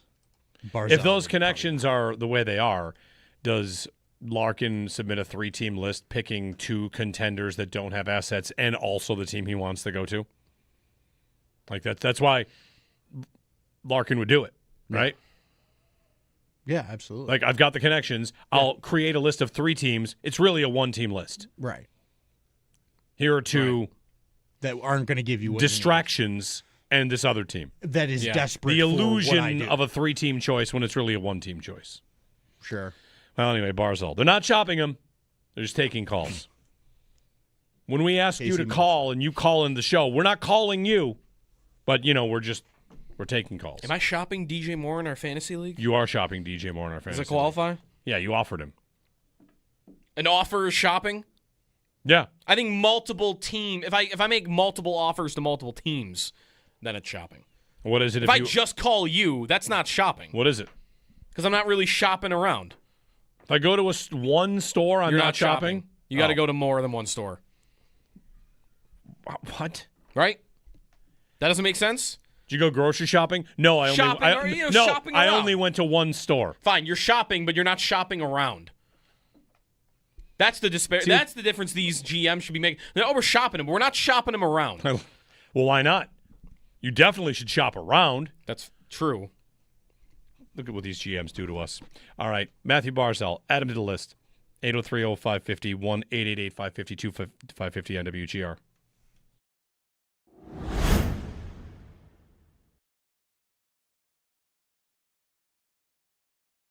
Like, in terms of, like, what's happening on the field, Sal, like what Joe Brady hopes to get accomplished, like, are they installing things at this point? Like, offensively, they're just getting, up to speed, and that would be the defense too, of course, with Jim Leonard coming in. I guess, like, what are they really wanting to accomplish in these practices? Yeah, I think it's probably more installed on the defensive side, right, Joe? Because offense has already had their same system and same quarterback, same guy running the show. I mean, mostly the same players. You have a couple new guys, obviously DJ Moore, Skylar Bell, right? Maybe an offensive lineman or 2. But pretty much this is a brand new system on defense. You are installing, but it's not the same kind of real install like you would at training camp. Like, you are really installing things you're going to use in the regular season from a game plan standpoint or something like that. But you are trying to get everybody on the same page to understand what their role is, what the defense looks like. Hey, like, what your keys are, what your reads are. You're definitely doing that on defense, but you have a long way to go here. They have 91 guys on the roster. They got to get down to 53. Those guys, you're going to be cutting, 40 guys basically between now and the end of August. So when you say install, yes, there's a component of installation of everything because you have to do that. It's not like you're running out there July 29th and saying, hey, by the way, this is our defense. But you're really not getting totally into the weeds, yet until you really get out there in a training camp and start to put some in. You know what Jim Leonard said, and this is more Leonard than Brady. He's throwing everything he can at the defense right now. See what they can do well, and then when you get to training camp, you can start paring it down to put guys in the right spots and figure out like how you want to kind of cultivate that for the regular season. Also, if you're watching on our YouTube stream, Owen has put a QR code in the top corner. That is my Venmo. It's not for tips. Although he's got tips, a tip jar. This might be an idea. No, a tip jar. We've got our 100 holes of golf coming up in 16 days, and we're going to have a raffle for a lot of stuff, including a signed Josh Allen helmet, a full Sabres signed team stick. Nice. They're calling it the Drought Breaker stick. Mm-hmm. Huh? How about that? Nice. By that I mean I am. It's a stick autographed by the entire team. A Max Harrison signed football, rounds of golf all over the area at the best clubs in the area, private and public. And you can enter that raffle and not necessarily have to come to our party on the 18th. Just scan that QR code on the feed and donate $25 for a ticket. That's it. And the proceeds go to the Live Like Luca Foundation, Luca Kalani Foundation, which benefits kids in the area to help them get uniforms, jerseys, repairing facilities. It's helping kids get active in sports. And Courage of Carly and Roswell Park as well, helping kids fight cancer and pediatric cancer and helping their families. So we've got this cause yet again, and a $25 donation. All you got to do is do it once. If you do $50, you get 2 tickets. That's fine too. Scan the code in the top of the screen, and if you would, make that donation. and then I'll reach out and let you know if you won when we do the drawing. So $25 a ticket, buy 100 of them if you want, as many as you need. But that's what that QR code is up for at the YouTube page. So thank you for a donation, and 16 days from now I'm playing 100 holes of golf again.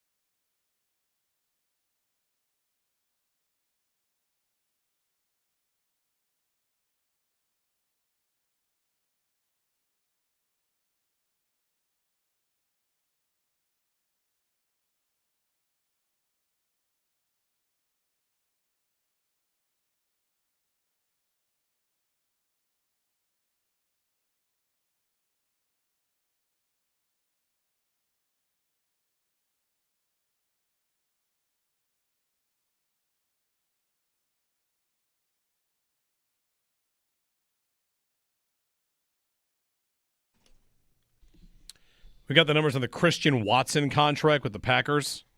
4 years, $92 million. Whoa. 31 guaranteed.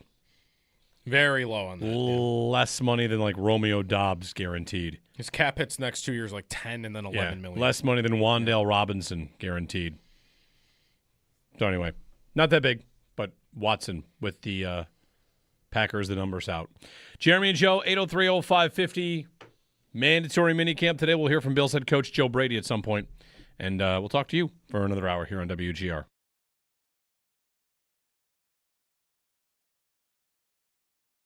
Is he becoming unlikable, Wemby, during these finals for... Not for me.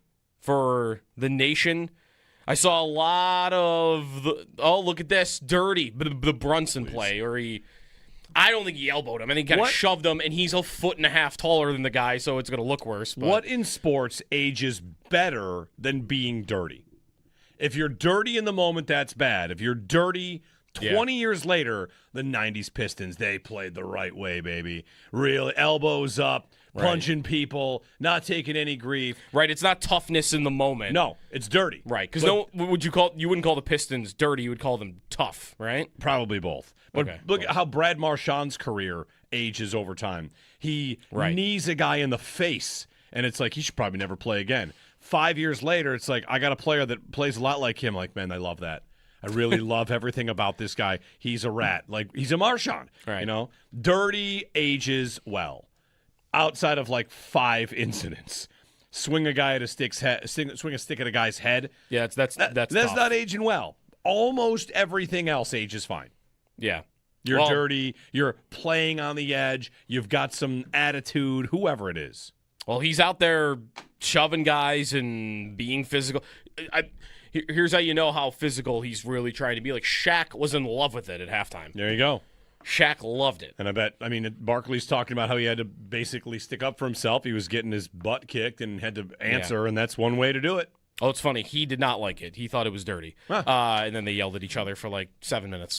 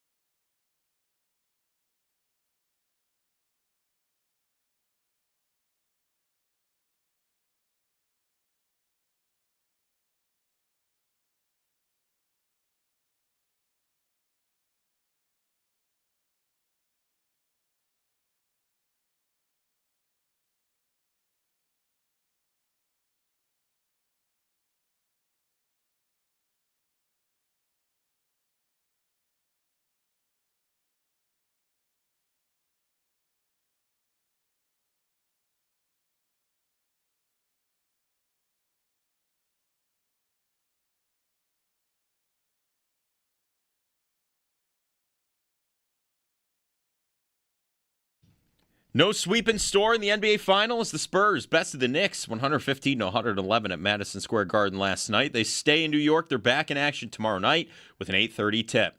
The Stanley Cup Final resumes tonight in Vegas. The Golden Knights lead the series over Carolina 2-1. Puck drop set for 8 o'clock. That'll be right here on WGR with pregame starting at 7:30. The Bills, they began mandatory minicamp today. We'll hear from Bills head coach Joe Brady and other players throughout the week. Minicamp runs today through Thursday. And you'll be able to follow along with Sal Capaccio for all of the latest at WGR550.com. Looking around the NFL, Giants running back Cam Scadaboo, dealing with the ankle injury, was seen participating in drills at minicamp yesterday. The Athletics' Mike Jones writes Patrick Mahomes and his knee injury was reportedly looking sharp while going through 7-on-7 drills this offseason. NFL Network's Ian Rappaport reports Jacoby Brissett has officially reported to Cardinals minicamp, and Jaguars wide receiver Brian Thomas said, quote, doesn't hurt to run anymore. In baseball, yesterday, the Jays, fell to the Phillies 5-2. The Yankees bested the Guardians 7-5, and the Red Sox fell to the Rays 3-1. That's your Paddock Chevrolet Sports Update. Paddock Chevrolet with you for the extra mile since 1935. I'm Joe Cali for Western New York's Voice of the Fan, WGR.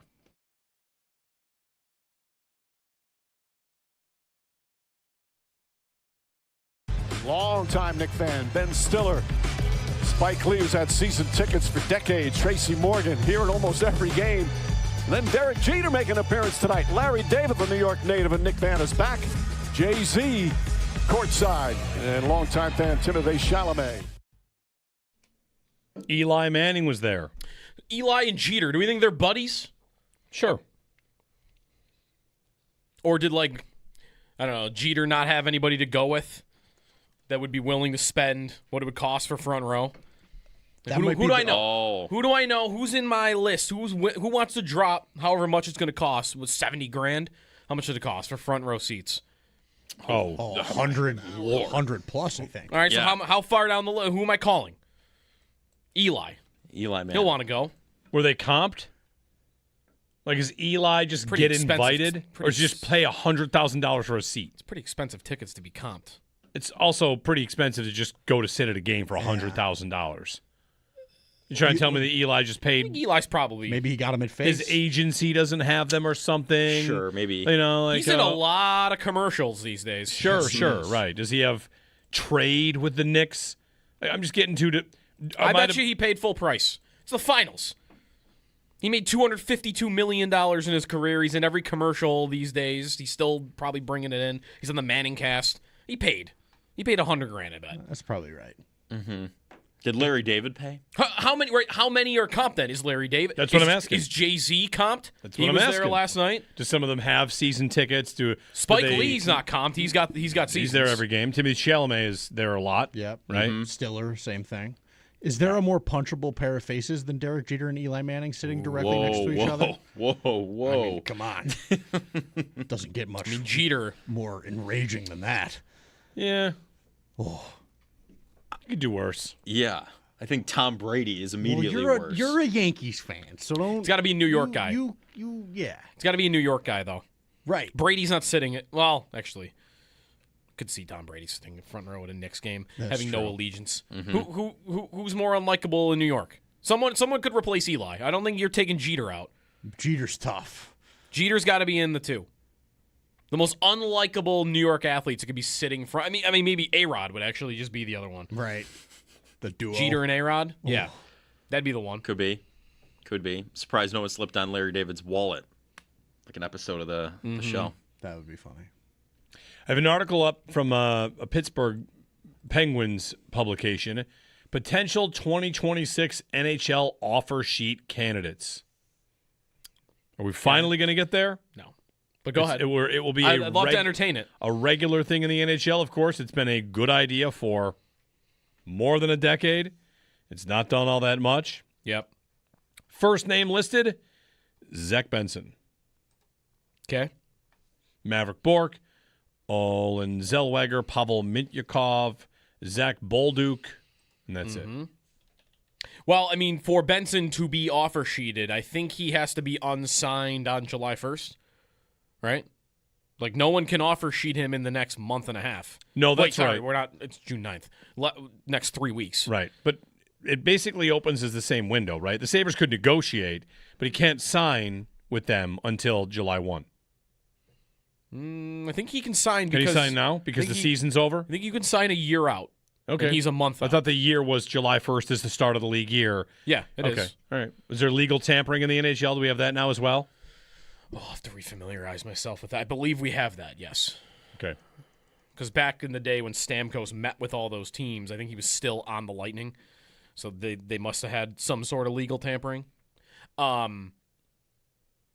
mean, a team could look at the Sabres and say, if Benson made it this far, let's try. A lot of cap space for a lot of teams. They're not one of them. Let's really push them. Let's see if we can get this guy.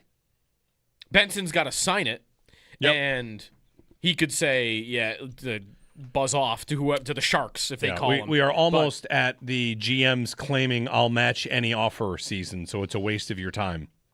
Yeah. That's where we get to at some point. Because if you look at cap space in the league right now, like the Sabres have the 6th fewest. They're at $11 million. I mean, you got like San Jose's in a lot of rumors because they're trying to win now, and they have $41 million in space. And if they just decided, let's go throw $10 million at that guy on just a couple years, see if the Sabres want to match it. Let's really push them for it. Yeah. But then Benson, I heard Luongo telling a story recently about offer sheets.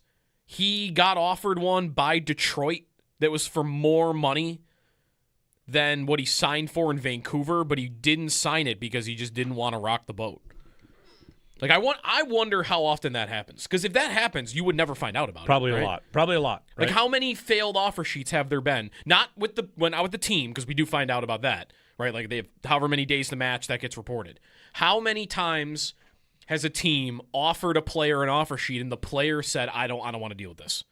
I don't want the smoke. I don't want my organization mad at me. I don't want, the locker room being like, oh, you signed somewhere else. I don't want to deal with any of it. Just I'm not signing with you. Is it ever happened? Is it hundreds of times that happens? Because if I were Yarmo, I would be out there offering like Adam Fantilli. Like, here you go. Massive contract. And he might just tell me, like, I know I'm not leaving Columbus, so why am I going to start something here? There's no way of knowing, of course, how often that happens. No. Unless guys say it like Luongo did, which is 15 years after the fact. Game 4 tonight. Vegas and Carolina. Want some trivia? Yeah. I've got some Josh Allen trivia. Oh, boy. For you. Josh Allen has thrown to a lot of receivers in his career. Yes. You got the full list Some of that. tight ends and running backs, too. And Yep. offensive linemen. And fullbacks. And defensive backs, too, occasionally. And defensive linemen. True. I have the list of the 7 wide receivers that caught their final pass in the league from Josh Allen. Can you name the 7? And extra credit if you can name the only receiver that caught both their first and their last pass from Josh Allen. Okay. Last pass caught by Josh Allen in their NFL career, John Brown. Correct. Emmanuel Sanders. Correct. First and last, Robert Foster. Not last. No, he went somewhere else. Okay, I withdraw. He is on the list of the first guys that caught, though, from him. Where did he go? He went to Washington and caught 2 passes. You're close. Yeah. Last pass, Amari Cooper.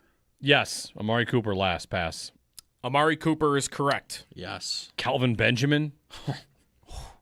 No? He went somewhere else? He went to Kansas City that year. Okay. And I think he caught something from probably, is that Mahomes? Yeah, he got 2 passes from Kansas City. Also close. Very. Last career pass was a pass from Josh Allen. Beasley. He went to Tampa. Did he catch any passes? Ooh, good question. I forgot about that Tampa situation. But he came back. Beasley. Right. I was wondering if you're going to. He went to Tampa and then came back here. He came back in the playoffs. He caught 2 in the regular season and then 5 in the playoffs. Yep. I forgot he came back for a second. Yeah. Beasley 2.0. That's 4. How many 7 guys caught their last pass? Yep. Are we counting? Well, Gabe Davis might still It's play. not just receivers. It's all pass catchers? This is just wide receivers. Okay. If you want all pass catchers, then there's 5 extra. Are you asking if Gabe Davis' 6 extra. career is over? Yeah. No. No. Okay. I don't think so. Not too yet. bad. These Same goes for I think Cooks, these I'm might be players that are officially retired. Okay. right. Okay. Because I don't have him. Like, I don't have Brandon Cooks on this list either. Jamison Crowder. I don't have Jameson Crowder. I remember when he Okay. was the big Did talk. he ever catch a ball? He got hurt in training camp. Right. He caught. How many catches was it for the Bills, you think? 4. It was 6. And then he went to Washington. And he caught I'm trying to think 20, of this first 25. last guy. Who is this? A guy that we should know, or is this kind of an obscure name? Hopefully it's obscure. Those are more fun. It's obscure. It's obscure. Tanner Gentry. No. Jake- It's not that obscure. Jake Kumaro. Jake Kumaro is Kumaro. correct. Is he officially 2022. retired? Is he officially retired? I mean, he hasn't played in 4 years. Okay. So I think so. Um, I think if you don't play for long enough and no one hears from you, I think at some point you're just officially They retired. put you on the Fair. registry. This guy's done. like rookie year, Allen. Who's he catching? You still don't have the name of the only wide receiver that has both their first and last from Allen. You don't have that guy. And Marquez Stevenson. Nope. Never caught a pass from Josh Allen. And then you have one other player that is remembered for a catch that was not thrown by Josh Allen. But he's on this list too.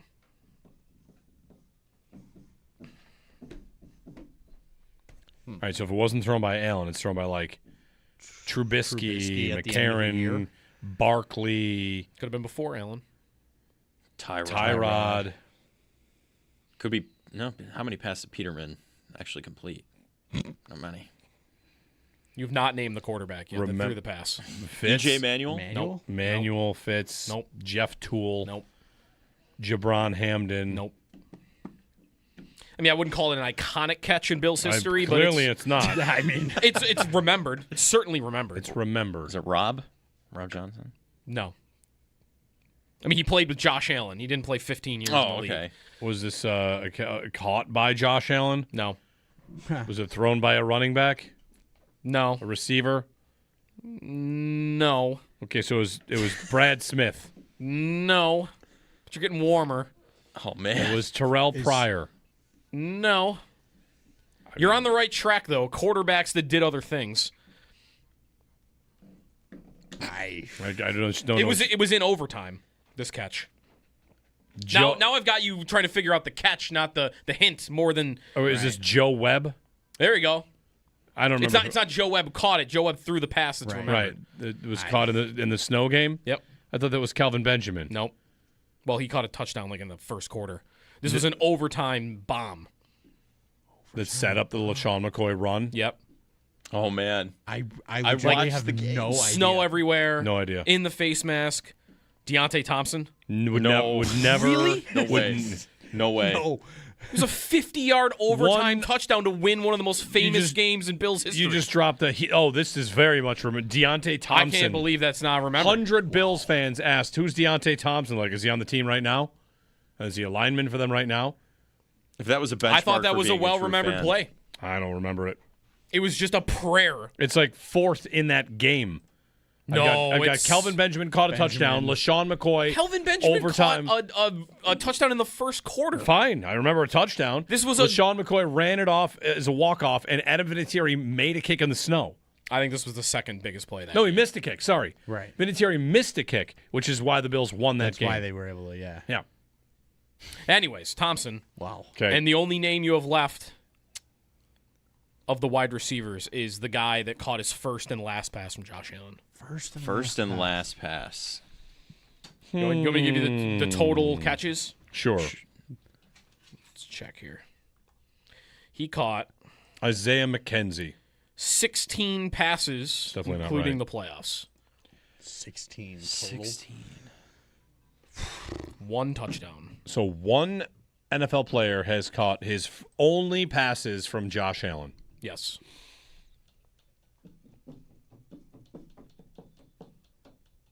There is another, but he's a defensive player. But we're just doing receivers here. Right. Kyle Williams is the other Kyle one. Williams is the other one. Yes. All right. Playoffs also. Mm-hmm. I feel like I'm in a blender. He caught. Me too.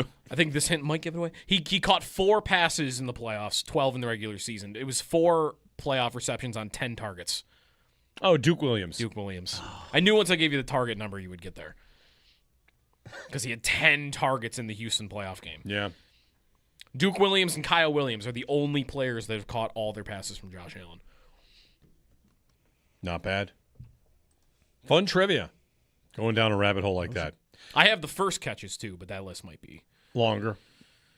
It's not much longer. Yeah. But it's a lot of the same names. Someone or not only 2 of the same names. wrote into me that the Giant Buffalo might be en route. On their way up from Lancaster, PA. Is that the hay bed that you tweeted about yesterday? Yeah. Jokingly suggesting that the Giant Buffalo could be shrouded and completely protected in giant bales of hay. That's impossible? I don't think it's impossible. I think it's... That could be done. A tarp is easier. Right. But... Just surround them in hay. If you were smuggling giant metallic buffalo across the country, you'd want to cover them in things. You would think. Yep. So they might make it up here maybe today. When we get started. It's the first week in June. I mean, how much longer? Wait, the first full week of June? I thought that was the timeline, and that's what this is. Okay. So, you know. If I were to say first week of June, is this the week I mean? Yes. Not the week where, like, the month changes in the middle? No, June 1st through 5th was actually a full week. So, okay, this one doesn't apply. I guess we're in the second week of June, which means it's, time. I feel better about my description of the Thompson play because I have 50 text messages. Congratulations. Matt Beauvais, iconic catch. He's going to iconic. Iconic catch. Screaming Deontay Thompson into my car radio. Thank you, Matt. Catch. Iconic catch. He's got a face full of snow. It's overtime. It sets up the game-winning touchdown. The special teams quarterback just threw it up in the air as far as he could. I mean, come on. What else do you want? How many yards? It felt like 50. Oh, iconic. How many yards? We couldn't see the yard markers. You tell me it's iconic. There was 6 feet of snow on the ground. Yards. How was I supposed to see the yard marks? Anyone's supposed to see the yard marks. What was the down and distance? You remember the yards of every iconic catch? How many yards was the David Tyree catch? Calling this an iconic catch. I'm watching the replay right now. Who was the first person to dap him up after he got it? Oh, man. 2017. Charles Clay. That doesn't make it iconic? No, I'm just saying, you really don't remember a lot about this iconic catch. I can remember who daps up the guy after he caught it. What kind of catch was it? Breadbasket. Nope. Hands? And there's only two, unless he caught it with his face shield. I knew it was either in his hands or in his chest. One of those two. With this iconic catch. I had a 50-50 shot You there. did. What a guess that was. What side of the field? What direction are they going? Right side of the field. They're going right to left. They're going right to left, right side of the field. Yeah. Does Webb avoid a sack right before? I think he pulls away. If I remember right, he pulls away from a sack and then just heaves it. You're right about that. Joe Webb fires to Deontay Thompson, right side of the field. It's a 34-yard gain on 3rd and 6. Webb is getting pressure. He does not pull away from a sack on this iconic play that you remember so clearly. And there's also a flag on the play. What's the flag for? You were obviously nervous whether or not this iconic catch was going to stand. Pass interference defense? I think it might have been defensive pass interference. The Colts player rakes his hands. That doesn't help actually the play. You didn't even need it. If it was, you didn't even need the catch. If he didn't catch it, the one thing you have, the result would have been the same. Does hurt the catch. The thing you have, the Tyree catch would not be remembered if Harrison had got it flagged for PI and he was going to go to the same yard marker. Maybe it would. I think it would. You think? Yeah, I think it would. All right, then you were right though. There is an insane amount of snow. It is big, chunky snow. Yep, insane amount. All right. Well, this exercise in Deontay Thompson has been. Does he have an iconic play in Bills history? I think the room is saying no. The people are saying yes, but the room is saying no. The people. I feel like you must have the people that have texted. I feel like you feel when I told you. Actually, yes, people do say Sabes, right? Like no one says that. Like people say Sabes. Right now, I still believe people only started saying it when that happened. Oh, my goodness. You've got a whole group chat dedicated to Deontay Thompson memories. Deontay Thompson and Joe Webb. Good for him. All right. It's their last overtime win. It's a long time ago. Mm-hmm. Long time ago. Will they win a game in overtime this year? Sure. What would that bet be? They haven't done it in 9 years. Yeah. Allen can't possibly go much longer without winning one. You play enough of them a year. You play 1 or 2 a year, right? If everyone was a coin flip, and in some of these they're the better team, then eventually something's got to give in overtime. We're 2 days away from the start of the World Cup. We don't get an early game. There are a lot of afternoons. There's really no morning soccer. The earliest stuff is like noon, 1 o'clock neighborhood, but late afternoon. On Thursday, 3 o'clock, Mexico, South Africa, and then 10 p.m., South Korea, Czechia. There are 2 games, both in Group A, on Thursday. When does Portugal kick off? Portugal's. Do we know that answer? Yes, we do. Portugal's first game is Wednesday the 17th, so a full week from now they play. Man, the games are so spread out. They really are. Yeah. The tournament starts Thursday. They don't play till the following Wednesday? Yes. Oh. In fact, yeah. Group K, Group L. A lot of complaining I've seen from England about how hot it is in Florida. A lot of complaining. I mean, It is hot. It is hot. It is hot. The World Cup news cycle is everybody complains about everything, and then the games start, and we just watch soccer. But every single time, it's just a complaint fest about how bad it is.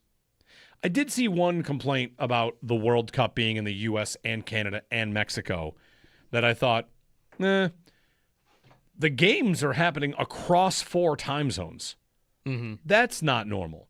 Usually it's in a country that's smaller, whether that's France or Qatar or Brazil. Brazil might have a couple time zones. But the point is, When Germany hosted the World Cup. Right. These games are spread out here, never mind overseas. And if there's a 10 p.m. game here, Eastern time, like, you I guess on the one hand, if you want to get the Asian markets, you can have it be late enough here where Europe won't see it. You can kind of fine-tune it a little bit because you've got some time zone stuff to play with. But it is a unique kind of feature about this year's World Cup. Whatever. Yeah, because really, there's not many countries you could play in that would have 4 time zones. Russia did, but did Russia span it across the whole thing? I doubt it. Right, there weren't games in Siberia, I would imagine. So you would get that here more than anywhere else. I do not like that the U.S. is a part of that. 10 p.m. on a Thursday is their third game. I mean, that could be for the group.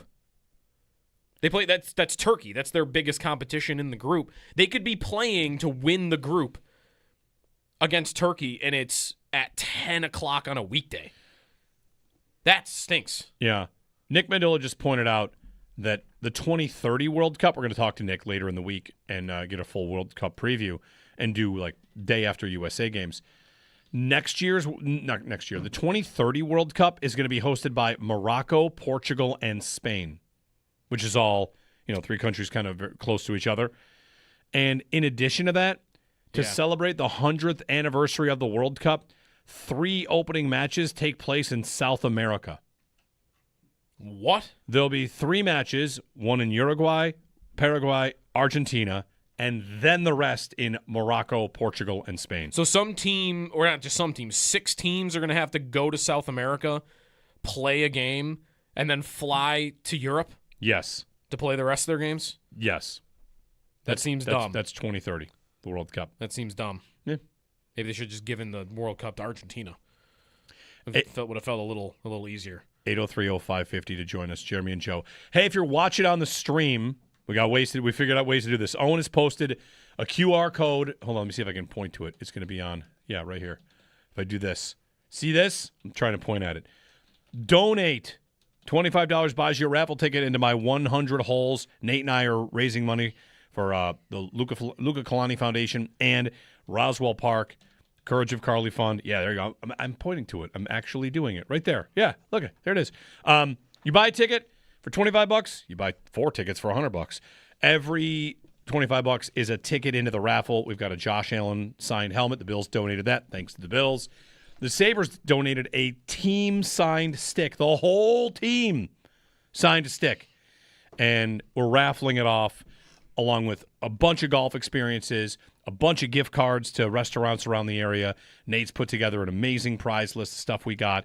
And 1 ticket buys you everything on that list. A ticket to everything. All right. Park Country Club, CCB, Craig. Like, we're going to get you out to golf courses if that's your style. And if you win, we'll get in touch with you. So $25 ticket for 1 raffle ticket. And we do raffles, like the Josh Allen signed helmet. I do raffles because an auction is just like, all right, 1 person that has money can just buy that helmet. A raffle is like, I want everyone to have a chance to get it. So thank you to the Bills and the Sabres. Also TSE, they donated a couple things. A Max Hairston signed football, a mystery jersey, Bills mystery jersey that I peeked because I'm not the one winning it, so I took a look at it. So it's not a mystery to you. It's not a mystery to me. It's a mystery to you guys out there. I think it's a heck of a jersey for a collector. So that's on the list of things. So click or scan that code or go to my Twitter page and check out my Roswell link. You can donate there. You can donate to the Venmo, and I'll get in touch with you. It's very easy to do. So $25 a ticket. Buy 10, buy 5, buy 20, or just buy 1. That's fine. All goes to causes to help kids in the area. So thanks for your support. You'll hear me talking about this for the next 16 days because I'm playing another 100 in 16 more days. Weather's been good for these in years past. You had one day and it was pouring. One washout where we had to stop after 70 holes. We had to because you physically could not play golf. Yeah. It was so ankle-deep water. Right. Like, you can't hit that ball. Yeah. So we'll get it in, weather permitting. 803-0550 to join us, 1-888. And thanks in advance if anybody can make donations. Much appreciated. Maybe you win something. We got a lot of prizes. So $25 per ticket, and that ticket goes into like 30-plus drawings. Jeremy and Joe here on WGR.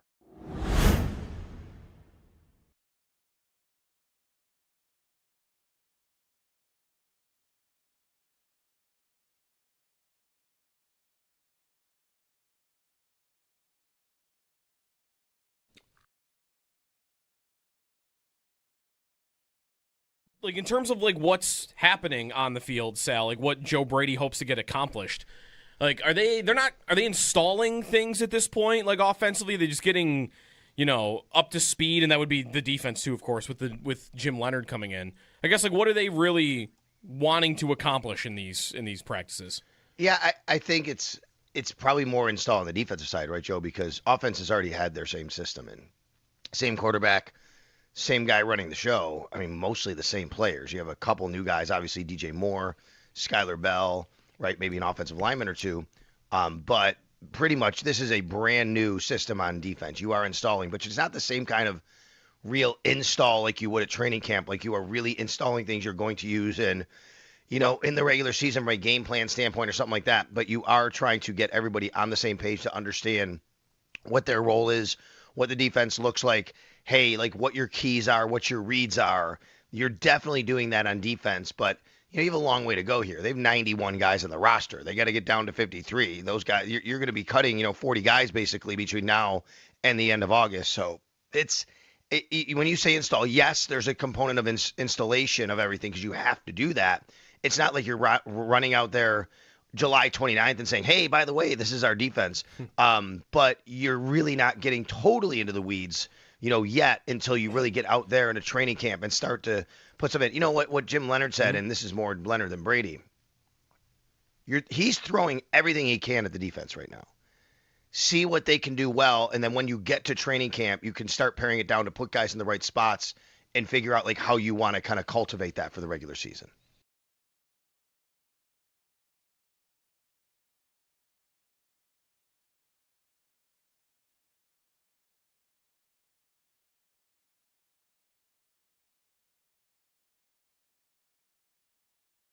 Also, if you're watching on our YouTube stream, Owen has put a QR code in the top corner. That is my Venmo. It's not for tips. Although he's got tips, a tip jar. This might be an idea. No, a tip jar. We've got our 100 holes of golf coming up in 16 days, and we're going to have a raffle for a lot of stuff, including a signed Josh Allen helmet, a full Sabres signed team stick. Nice. They're calling it the Drought Breaker stick. Mm-hmm. Huh? How about that? Nice. By that I mean I am. It's a stick autographed by the entire team. A Max Harrison signed football, rounds of golf all over the area, at the best clubs in the area, private and public. And you can enter that raffle and not necessarily have to come to our party on the 18th. Just scan that QR code on the feed and donate $25 for a ticket. That's it. And the proceeds go to the Live Like Luca Foundation, Luca Kalani Foundation, which benefits kids in the area to help them get uniforms, jerseys, repairing facilities. It's helping kids get active in sports, and Courage of Carly and Roswell Park as well, helping kids fight cancer and pediatric cancer and helping their families. So we've got this cause yet again, and a $25 donation. All you got to do is do it once. If you do $50, you get 2 tickets. That's fine too. Scan the code in the top of the screen, and if you would, make that donation, and then I'll reach out and let you know if you won when we do the drawing. So $25 ticket, buy 100 of them if you want, as many as you need. But that's what that QR code is up for at the YouTube page. So thank you for a donation, and 16 days from now I'm playing 100 holes of golf again.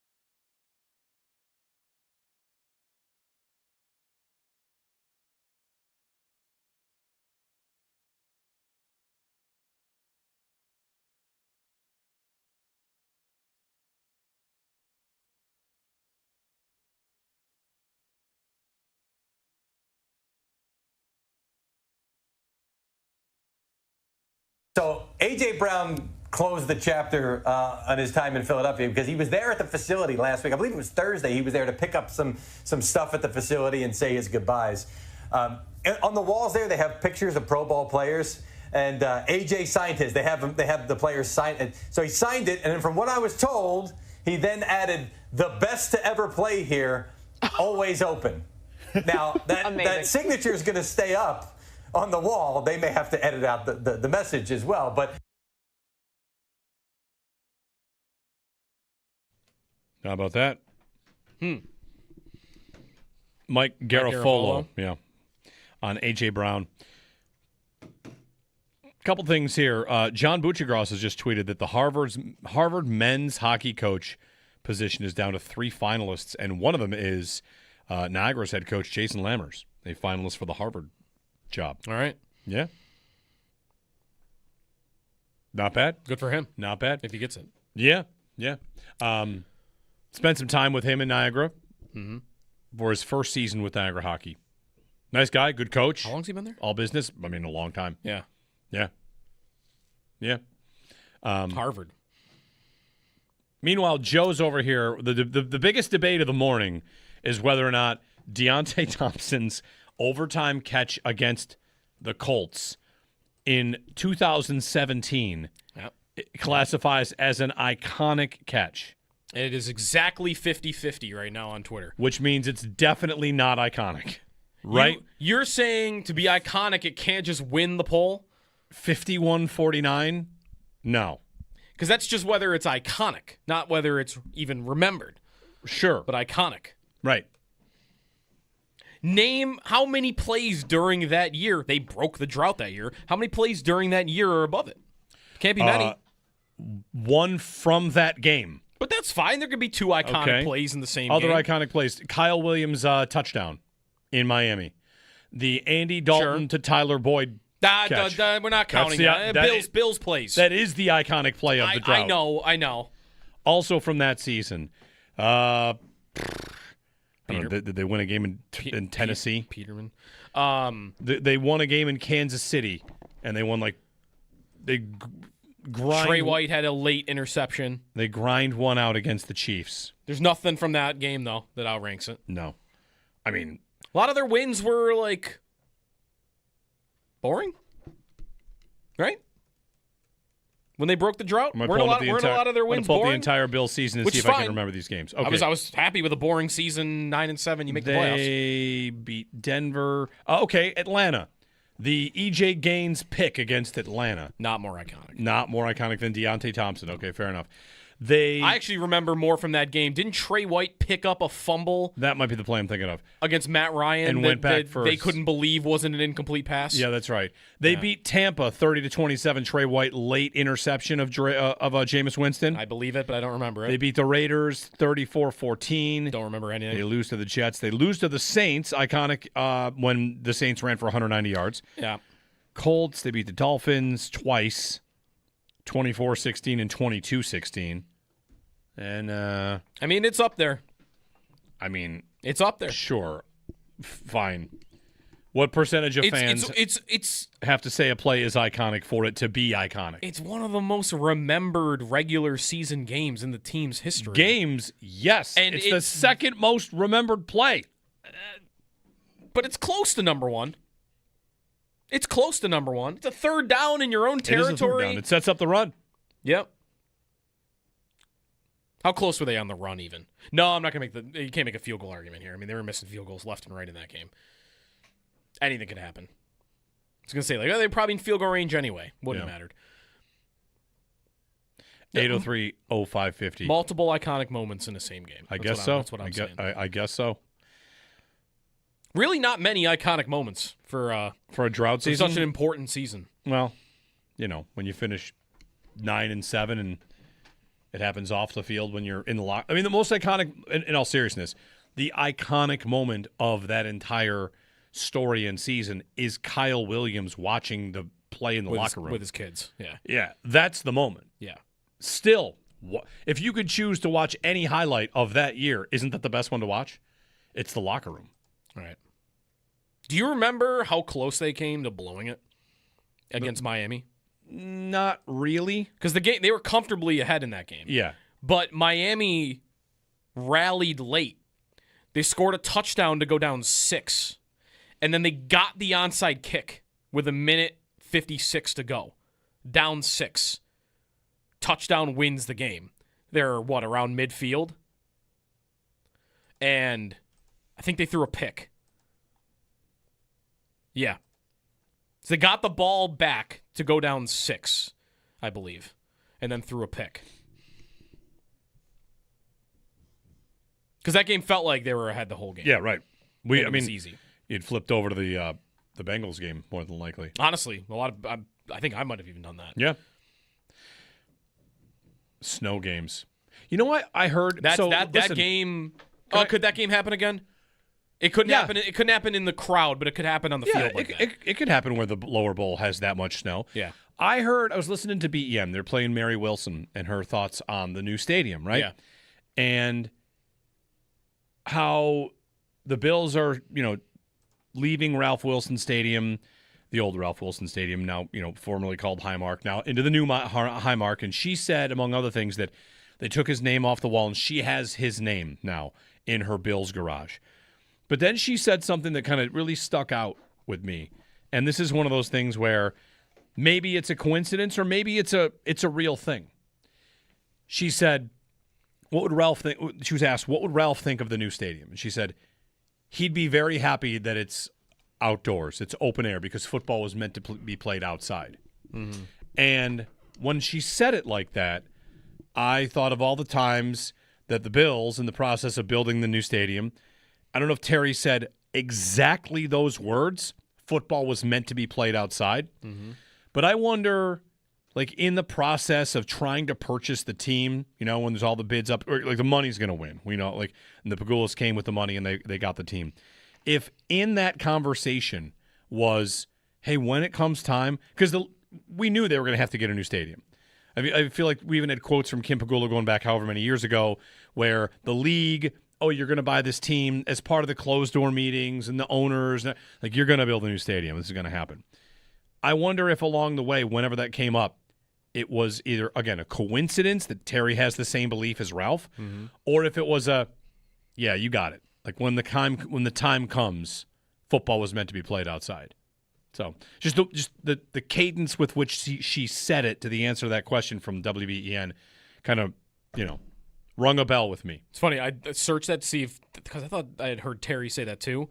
And the first thing that popped up was a Sports Business article, John Polka, saying Terry believes that that football is meant to be played outside, verbatim, same word for word. That's the thing. Yeah. When I heard Mary say that when she was being asked by BEN, I think Jim Fink asked the question. It was just boom, the exact same set of words.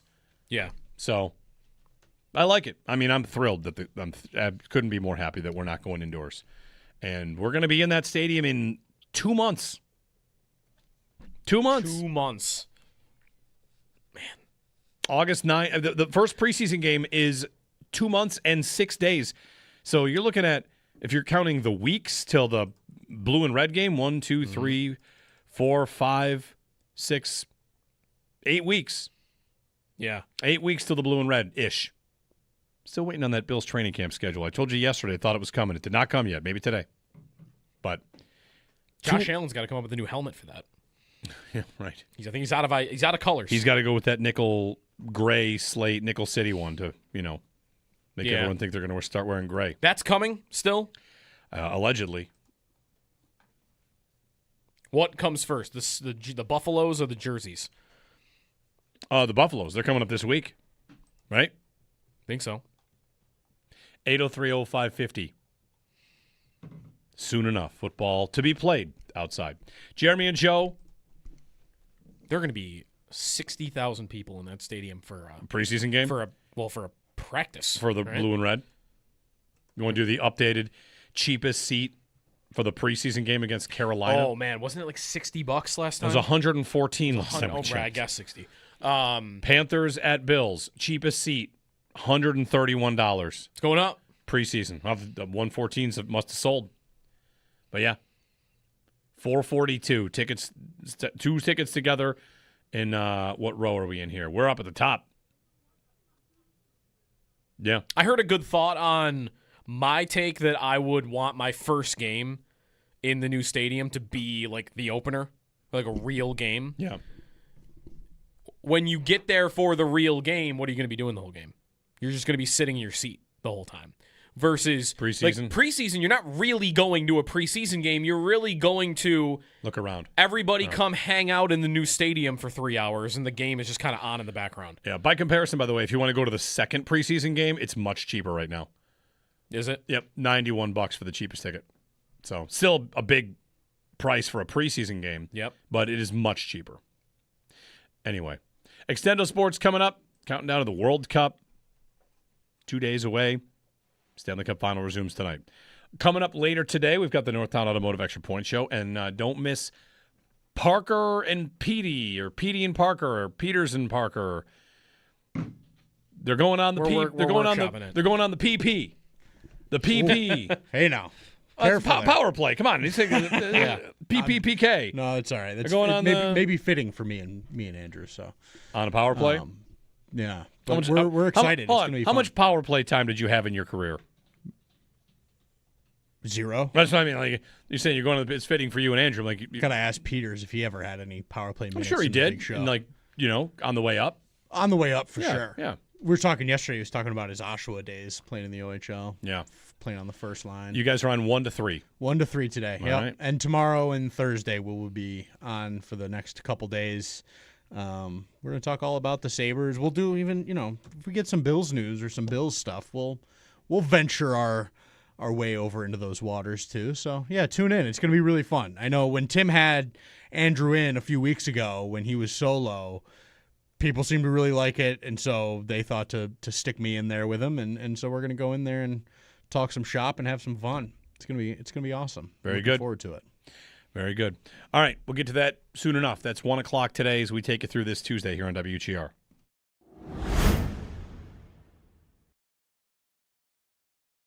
Like in terms of like what's happening on the field, Sal, like what Joe Brady hopes to get accomplished. Like are they installing things at this point? Like offensively, they're just getting, up to speed, and that would be the defense too, of course, with Jim Leonard coming in. I guess like what are they really wanting to accomplish in these practices? Yeah, I think it's probably more installed on the defensive side, right, Joe? Because offense has already had their same system and same quarterback, same guy running the show. I mean, mostly the same players. You have a couple new guys, obviously DJ Moore, Skylar Bell, right? Maybe an offensive lineman or two.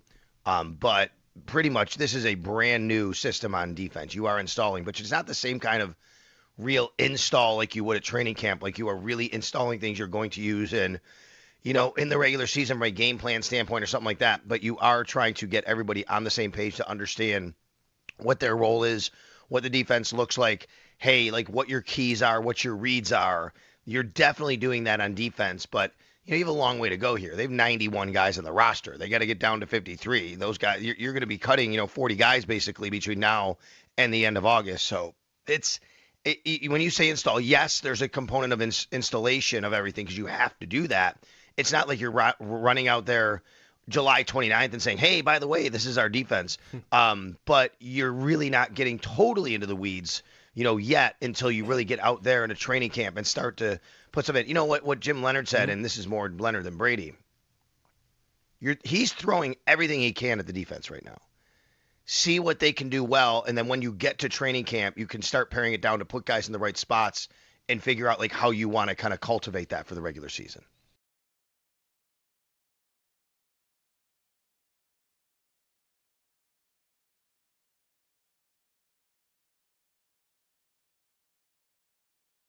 Also, if you're watching on our YouTube stream, Owen has put a QR code in the top corner.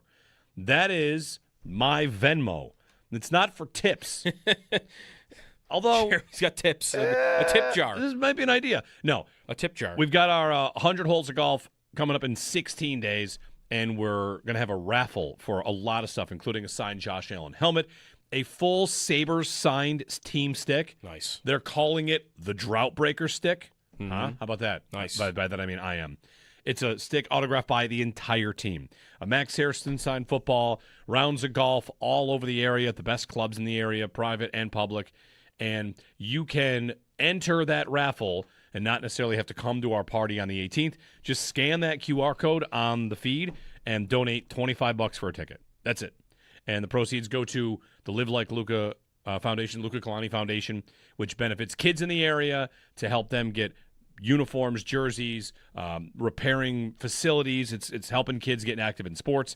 And Courage of Carly in Roswell Park as well, helping kids fight cancer and pediatric cancer and helping their families. So we've got this cause yet again, and a $25 donation. All you got to do is do it once. If you do $50, you get 2 tickets. That's fine too. Scan the code in the top of the screen, and if you would, make that donation, and then I'll reach out and let you know if you won when we do the drawing. So $25 ticket, buy 100 of them if you want, as many as you need. But that's what that QR code is up for at the YouTube page. So thank you for a donation, and 16 days from now I'm playing 100 holes of golf again.